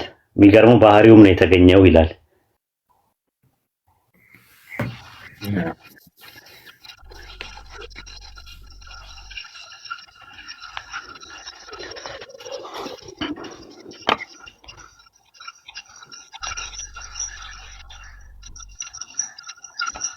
መልሱት፣ ልጁ ከወጣ መልሱት።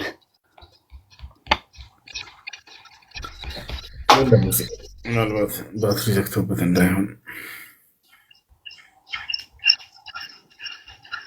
ታችም የለም ሄደዋል። የለም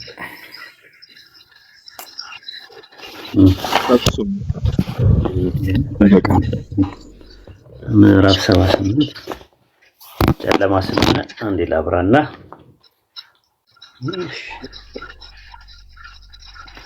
ምዕራፍ 78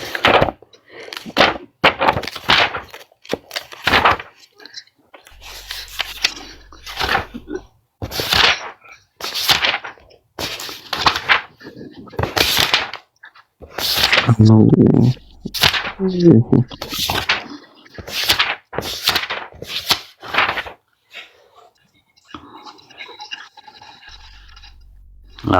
ያው ትልበል።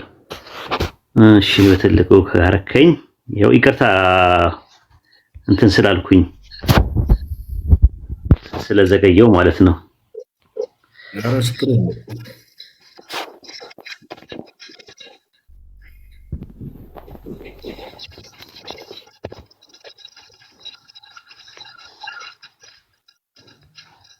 ይታያል ሙሱ ኡስታዝ ይታያል። እዚህ ላይ ቁጥር 78 ላይ ይታያቸዋል። ያ ጀማ ቁጥር 8 ላይ የኛ ግን እምነታችን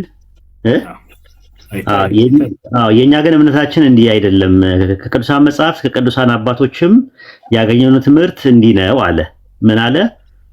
አንድ ወልድ፣ አንድ ክርስቶስ፣ አንድ ገዢ ብለን እናምናለን። ይኸውም ከእግዚአብሔር አብ የተወለደ ቃል ነው። ለማይመረመረው ለመለኮት እንደሚገባ ከዓለም ሁሉ አስቀድሞ አካል ዘእም አካል ባህሪ ዘእም ባህሪ የተወለደ ልደት የማይመረመር ነው አለ። ከአካል አካል ዘእም አካል ባህሪ ዘእም ባህሪ ማለት ከአካል አካል የተገኘ ነው፣ ከባህሪ ባህሪ የተገኘ ነው ነው የሚለው። እዚህ ጋር እንደምታዩት ነው። ታያችኋል። አካል ዘእም አካል ባህሪ ዘእም ባህሪ እቺን ያዟት። ባህሪ ዘእም ባህሪ። ስለዚህ ከእንትኑ የተገኘው አካል ብቻ ሳይሆን ባህሪውም ጭምር ነው እያለ ነው ያለው። አካልም አይደለም። ልክ ከሰው ሰው እንደሚገኘው ከአምላክ አምላክ ተገኝቷል ብለው ያምናሉ። ስለዚህ ከአምላክ አምላክ ከተገኘ ስንት አምላክ ነው ያለው ነው ጥያቄው። ከዛ በኋላ ሌሎቹን አይቀበሏቸውም። አሁን ሰይፈ ስላሴ ምናምን የሚለውን ሰሞኑን ስላመጣውባቸው ሶስቱ አማልክት የሚባለው ትምህርት ሰለስቱ አማልክት ዋሃዱ ባህሪ ይላል። አንድ ባህሪ ናቸው ግን ሶስት አማልክት ናቸው ይላል። ሰለስቱ አጋስት ይላል። ሶስት ጌቶች ናቸው ይላል። ሰለስቱ ነገስታት ሶስት እንትን ናቸው።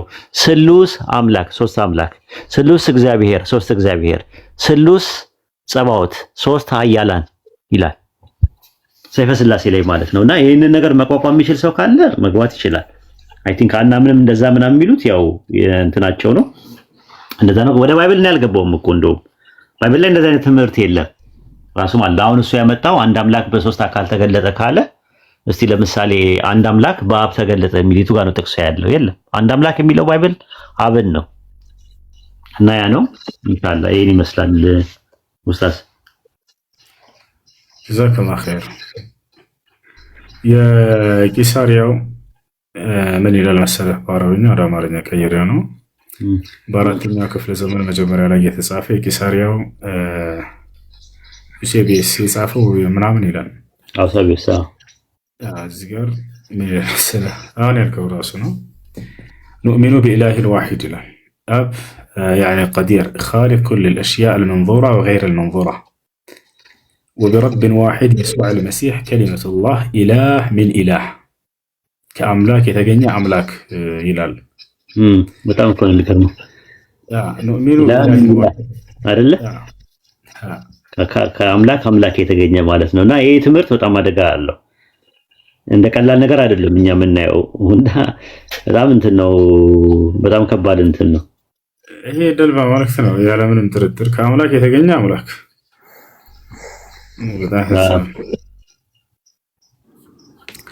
እሺ ዮናስ ጥያቄ አለ መጠየቅ የምትፈልገው ነገር? ከዚህ በፊት ገብቼ ነበር አይደለ? ያ ዛሬ ላይ መጥቻለሁ። ያ እሺ እና ሰላም ነው አለ አልሐምዱሊላህ አለን እና በቃ ወስኛለሁ። ስለና ለአጠወስና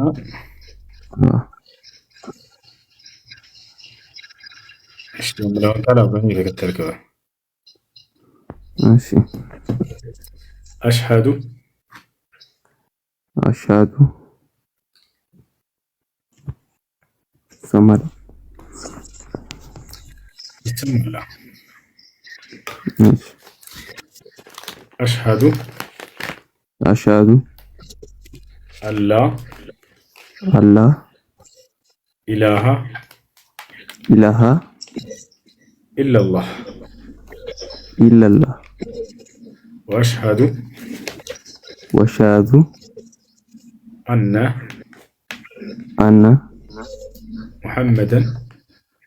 محمدا رسول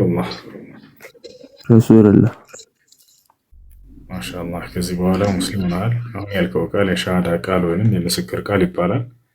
ማንኛውም ሰው ወደ እስልምና ሃይማኖት ሲገባ ጊዜ የሚሰጠው የምስክር ቃል ነው። ትርጉሙ እነሆ ከአላህ በስተቀር በእውነት የሚመለክ ሌላ አምላክ የለም ብዬ መሰክራለሁ፣ ሙሐመድ ደግሞ የአላህ መልእክተኛና ነብይ ናቸው ብዬ መሰክራለሁ ማለት ነው። አንድ ሰው እስልምናን በመቀበሉ ምን ያገኛል ወደሚለው ስንመጣ እንግዲህ በዚህ ዓለም ትልቁ ጸጋ ከኃጢአት ንጹህ መሆን ነውና ሰውየው ሲሰልም ጊዜ የሚያገኘው ትልቁ ጸጋ ከአምላኩ ከአላህ ዘንድ የኃጢአትን ምህረት ነው፣ ስርየት ነው። አምላክ አላህ በቁርአን ላይ ወኢኒ ለገፋሩ ሊመን ታወ ይላል። ወደ እኔ ለተመለሰ እኔ ምርለታለሁ ኃጢአቱን ብሎ ተናግሯል። ነቢዩ ሰለላሁ ዐለይሂ ወሰለም አልኢስላም የጅቡ ማ ቀብለሁ አሉ። እስልምና ከእርሱ በፊት ያለን ኃጢአት ሁሉ ያስተሰርያል፣ ያስምራል አሉ። ስለዚህ ዛሬ በሰለምክበት ቀን ያለፈው ኃጢአት ሁሉ ተምሯል ከአላህ ዘንድ። ሌላው በቀጣዩ ዓለም ስላለው የህይወት ተስፋ ነው። አምላክ አላህ ሱብሓነሁ ወተዓላ ለሰለሙ ሰዎች በቀጣዩ ዓለም ገነትን ሊያወርሳቸው የዘላለማዊ ህይወትን ሊሰጣቸው ቃል ገብቶላቸዋል። በቁርአን ላይ ሲናገር ወበሽር ለዚነ አመኑ ወዐሚሉ ሷሊሓት የአነ ለሁም ጀናት ይላል። ሙሐመድ ሆይ ለእነዚያ ላመኑትና መልካምን ለሰሩት ለእነርሱ ገነት እንዳለችላቸው ከወዲሁ አብስራቸው እያለ ይናገራል። ነቢ ሰለላሁ ዐለይሂ ወሰለም ሐዲስ ላይ አልጀነቱ ላ የድኹሉሃ ኢላ ነፍሱ ሙስሊማ አሉ። ገነትን ሙስሊም ነፍስ እንጂ ሌላ ማንም አይገባባትም ብለው ተናገሩ ማለት ነው። ይህን ይመስላል። ሻር ትወስዳለህ ለሶላት ራስን ዝግጁ ታደርግ ዘንድ አሁን ባይሆንም ጠዋት መውሰድ ትችላለህ፣ ችግር የለውም። ከዚያም ስለ ሶላት አሰጋገድ በመማር ለዚህ ላመንከውና ለመሰከርከው ለአንዱ አምላክ ለአላህ ስብሐነ ወተዓላ መስገድን ትጀምራለህ ማለት ነው። ዮናስ የሚለው ችግር የለውም መቀየር ካልፈለግ፣ ወይንም ደግሞ ዩኑስ ማለት ትችላለህ። ዩኑስ ወይንም ዮናስ አላህ ከላካቸው ነቢያቶች መካከል አንድ ታላቅ ነቢይ ነው። አላህ በቁርአን ላይ ሱረቱ ሳፋት ላይ ሲያነሳው ይህን ታላቅ ነቢይ ምን ይላል? ወኢነ ዩኑሰ ለሚነል ሙርሰሊን ኢዝ ቃለ ሊቀውሚሂ አላ ተተቁን አተድዑነ በዕለን ወተዘሩነ አሕሰነል ኸልቅ ወኢነ ዩኑሰ ለሚነል ሙርሰሊን ኢዝ አበቀ ኢለል ፉልኪል መሽሑን ፈሳሀመ ፈካነ ሚነል ሙድሐዲን ፈልተቀመሁ ልሑት ወሁወ ሙሊም ፈለውላ አነሁ ካነ ሚነል ሙሰቢሒን ለለቢሰ ፊ በጥኒሂ ኢላ የውሚ ዩብዓሱን ይላል። አላህ በቁርአን ላይ ወኢነ ዩኑሰ ለሚነል ሙርሰሊን ይላል። ዮናስ ከመልእክተኞቼ ከነቢያቶቼ መካከል አንዱ ነው እያለ አላህ አንስቶታል። እና ይህ ነው እንኳን ወደ ነቢያት መንገድ ወደ እስላም መጣህ ብለናል ወንድማችን። ጥያቄዎች በሚኖሩ ጊዜ ደስ ባለ ጊዜ መጥተህ መጠየቅ ትችላለህ። እስላማዊ ትምህርቶችን ባለበት አካባቢ እንዲሁም እዚህ ስናስተምር ተከታተል። አላህ እስከ መጨረሻው ድረስ ጽናት ነው። ምናልባት ኡስታዝ ወይ ጋዝ ገባዋለሁ ፍቃደኛ ከሆነ ማለት ነው ፎሎ ያድርገኝና የሰለምቱ ግሩፕ ስላለ እዛ አስገባለሁ። ሰለምቴት ወንድሞች ካላችሁ ምናልባት በውስጥ አውሩኝ። እሺ እዛ አስገባችሁ። መርሐባ። እሺ ልጆች ለመጨረሻ ትንሽዬ እንቀራለን ኢንሻአላህ። ማንን ሱራ እንቅራ? መጀመሪያ ተጽፎ ያየሁትን እንቀራለን፣ ከዚያ እናጠናቅቃለን ማለት ነው።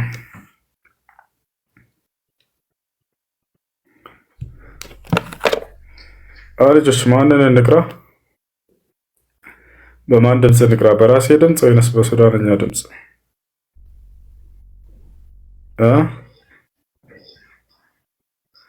ኮሜንት ላይ ጻፉ እስኪ። ያለ ፎሎ አርግት ያለ አልመለስክልኝ። ጀማል ፎሎ መልስለት፣ አናግረው ግሩፕ እንትን በላ አስገባ። ያ ፎሎ አድርጉት ልጆች። በሱዳን ወይንስ በራሴ?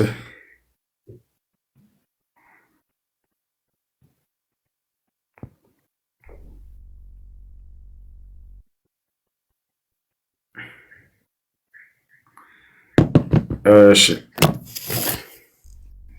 በራስህ ኦኬ። በራስህ ይቅራላችሁ።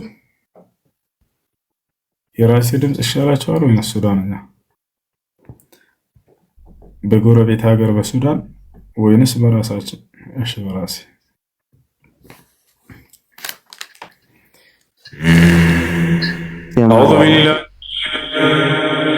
أعوذ بالله من الشيطان الرجيم. بسم الله الرحمن الرحيم. ألف لام را تلك آيات الكتاب المبين إنا أنزلناه قرآنا عربيا لعلكم تعقلون نحن نقص عليك أحسن القصص بما أوحينا إليك هذا القرآن وإن كنت من قبله لمن الغافلين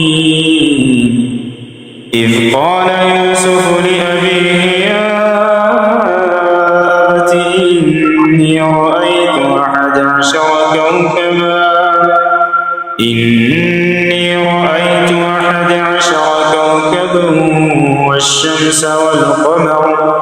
والشمس والقمر رأيتهم لي ساجدين قال يا بني لا تقصص رؤياك على إخوتك فيكيدوا لك كيدا إن الشيطان للإنسان عدو مبين وكذلك يجتبيك ربك ويعلمك من تأويل الأحاديث ويتم نعمته عليك وعلى آل يعقوب كما أتمها على أبويك من قبل إبراهيم وإسحاق إن ربك عليم حكيم لقد كان في يوسف وإخوته آيات للسائلين إذ قالوا ليوسف وأخوه أحب إلى أبينا منا ونحن عصبة إن أبانا لفي ضلال مبين اقتلوا يوسف أو اطرحوه أرضا يخل لكم وجه أبيكم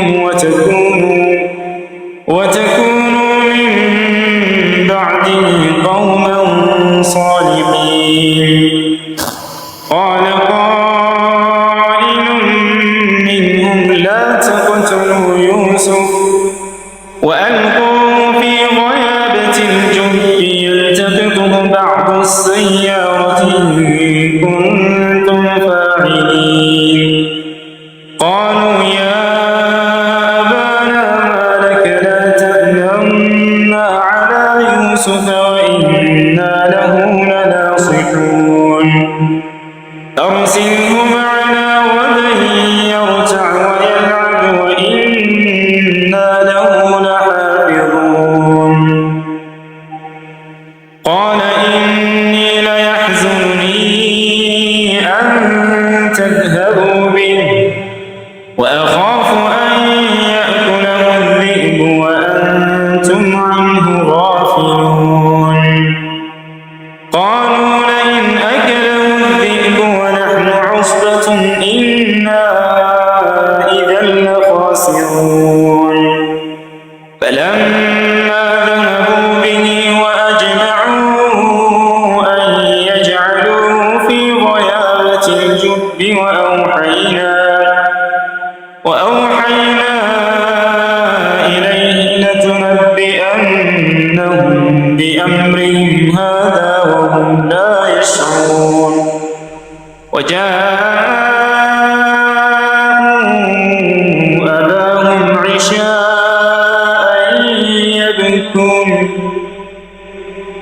قالوا يا أبانا إنا ذهبنا نستبق وتركنا يوسف عند متاعنا فأكله الذئب وما أنت بمؤمن لنا ولو كنا صادقين وجاءوا على قميصه بدم كذب قال بل سولت لكم أنفسكم أمرا فصبر جميل والله المستعان على ما تصفون وجاءت سيارة فأرسلوا واردهم فأدلى دلوه قال يا بشرى هذا غلام وأسروه بضاعة والله عليم بما يعملون وشروه بثمن بخس دراهم معدودة وكانوا فيه من الزاهدين. وقال الذي اشتراه من مصر لامرأته أكرمي مثواه عسى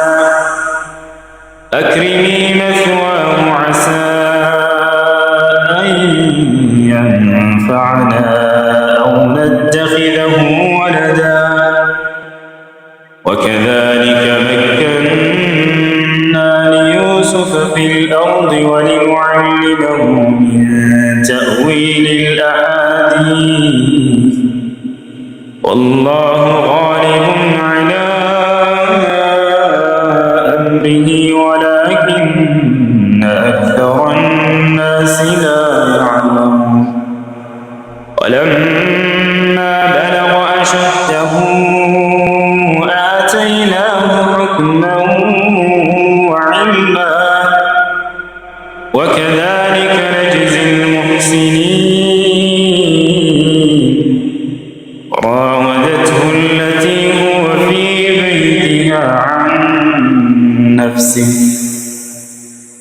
راودته التي هو في بيتها عن نفسه وغلقت الأبواب وقالت هيت لك قال معاذ الله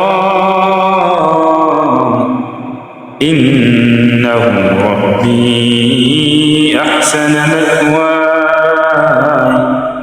إنه لا يفلح الظالمون. ولقد همت به وهم بها لولا أرأى برهان ربه كذلك لنصرف عنه السوء والفحشاء إنه من عبادنا المخلصين.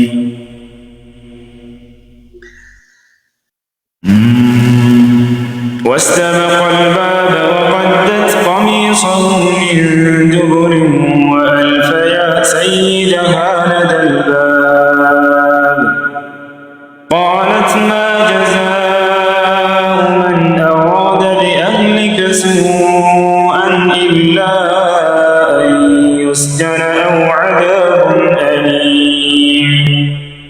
قال هي راودتني عن نفسي وشهد شاهد من أهلها إن كان قميصه قد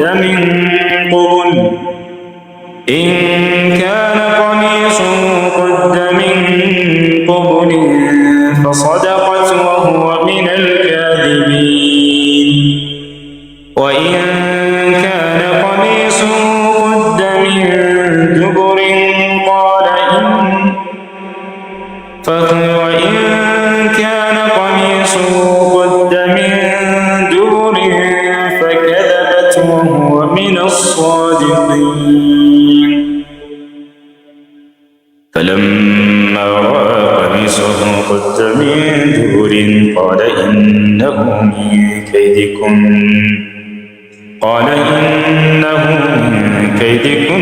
إن كيدكن عظيم. يوسف أعرض عن هذا واستغفري لذنبك إنك كنت من الخاطئين.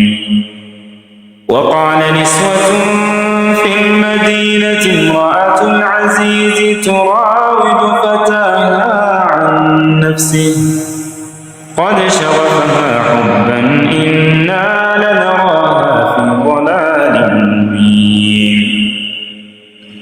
فلما سمعت بمكرهن أرسلت إليهن وأعتدت لهن متكئا وآتت كل واحدة منهن سكينا وقالت اخرج عليهن.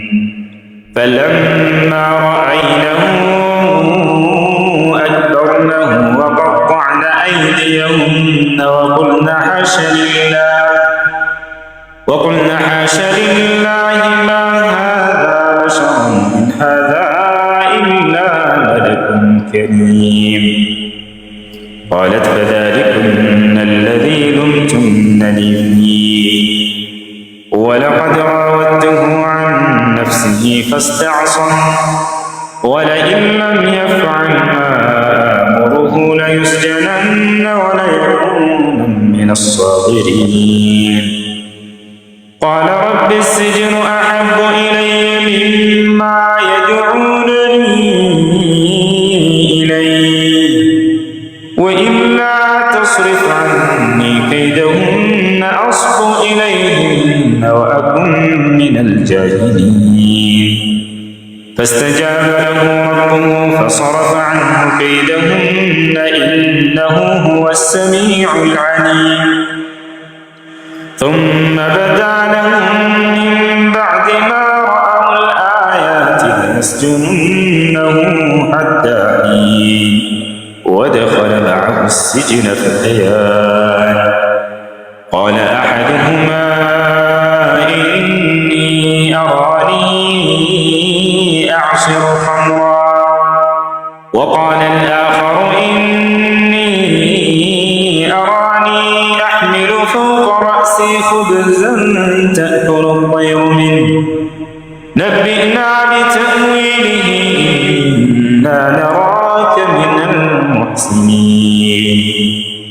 قال لا يأتيكما طعام ترزقانه إلا نبأتكما بتأويله قبل أن يأتيكما ذلكما مما علمني ربي إني تركت ملة قوم لا يؤمنون بالله وهم بالآخرة هم كافرون واتبعت ملة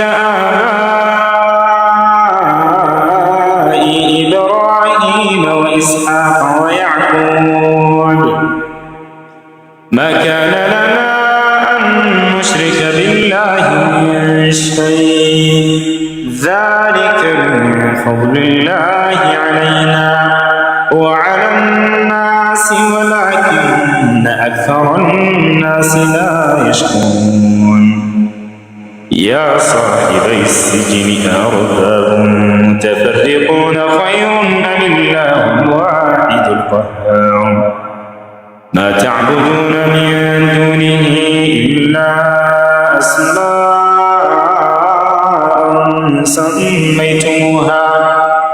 سميتموها أنتم وآباؤكم ما أنزل الله بها من سلطان إن الحكم إلا لله أمر أن لا تعبدوا إلا إياه ذلك الدين القيم ولكن أكثر الناس لا يعلمون. يا صاحبي السجن أما أحدكما فيسقي ربه خمرا وأما الآخر فيصلب فتأكل الطير من رأسه قضي الأمر الذي فيه تستفتيان. وقال للذي ظن أنه ناج منه اذكرني عند ربك فأنساه الشيطان ذكر ربه فلبث في السجن بضع سنين. وقال الملك إني أرى 7 بقرات سمان يأكلهن 7 عجاف وسبع سنبلات خضر وأخر يابسات. يا أيها الملأ افتوني في رؤياي إن كنتم للرؤيا تعبرون.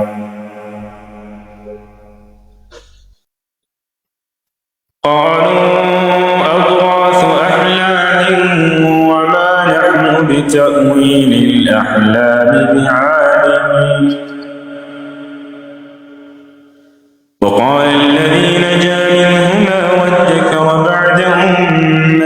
أنا أنبئكم بتأويله فأرسلون. يا سلام. وقال الذي نجا منهما وادكر بعد أمة أنا أنبئكم بتأويله فأرسلون. يوسف أيها الصديق أفتنا في 7 بقرات سمان يأكلهن 7 عجاف و7 سنبلات خضر وأخر يابسات لعلي أرجع إلى الناس لعلهم يعلمون. قال تزرعون 7 سنين دأبا فما حصدتم فدعوه في سنبله إلا قليلا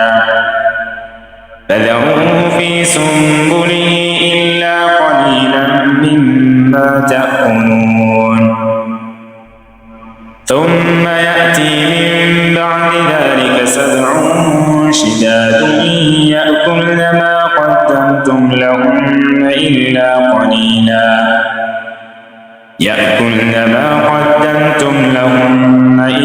قليلا مما تحصنون.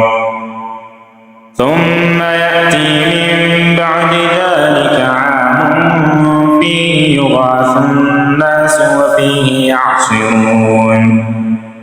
وقال الملك ائتوني به فلما جاءه الرسول قال ارجع إلى ربك فاسأله ما بال النسوة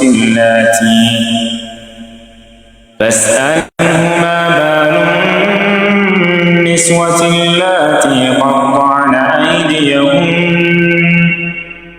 إن ربي بكيدهن عليم. قال ما خطبكن إذ راوتن يوسف عن نفسه قلنا حاش لله ما علمنا عليه من سوء. قالت امرأة العزيز الآن حصحص الحق أنا راودته عن نفسه وإنه لمن الصادقين. ذلك ليعلم أني لم أخنه بالغيب وأن الله لا يهدي كيد الخائنين.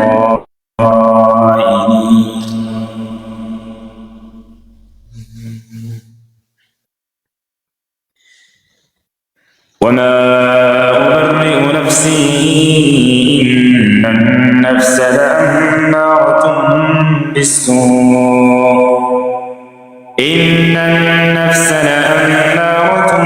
بالسوء إلا ما رحم ربي إن ربي غفور رحيم. وقال الملك ائتوني به أستخلصه لنفسي فلما كلمه قال إنك اليوم لدينا مكين أمين. قال اجعلني على خزائن الأرض إني حفيظ عليم. وكذلك مكنا ليوسف في الأرض يتبوأ منها حيث يشاء نصيب برحمتنا من نشاء ولا نضيع أجر المحسنين. ولأجر الآخرة خير للذين آمنوا وكانوا يتقون. وجاء إخوة يوسف فدخلوا عليه فعرفهم وهم له منكرون. ولما جهزهم بجهازهم قال ائتوني بأخ لكم من أبيكم ألا ترون أني أوفي الكيل وأنا خير المنزلين. فإن لم تأتوني به فلا كيل لكم عندي ولا تقربون. قالوا سنراود عنه أباه وإنا لفاعلون. وقال لفتيانه اجعلوا بضاعتهم في رحالهم لعلهم يعرفونها إذا انقلبوا إلى أهلهم لعلهم يرجعون. فلما رجعوا إلى أبيهم قالوا يا أبانا منع منا الكيل فأرسل معنا أخانا نكتل وإنا له لحافظون. قال هل آمنكم عليه إلا كما أمنتكم على أخيه من قبل فالله خير حافظا وهو أرحم الراحمين. ولما فتحوا متاعهم وجدوا بضاعتهم ردت إليهم قالوا يا أبانا ما نبغي هذه بضاعتنا ردت إلينا ونمير أهلنا ونحفظ أخانا ونزداد كيل بعير ذلك كيل يسير. قال لن أرسله معكم حتى تؤتون موثقا من الله لتأتونني به إلا أن يحاط بكم. فلما آتوه موثقهم قال الله على ما نقول وكيل. وقال يا بني لا تدخلوا من باب واحد وادخلوا من أبواب متفرقة وما أغني عنكم من الله من شيء إن الحكم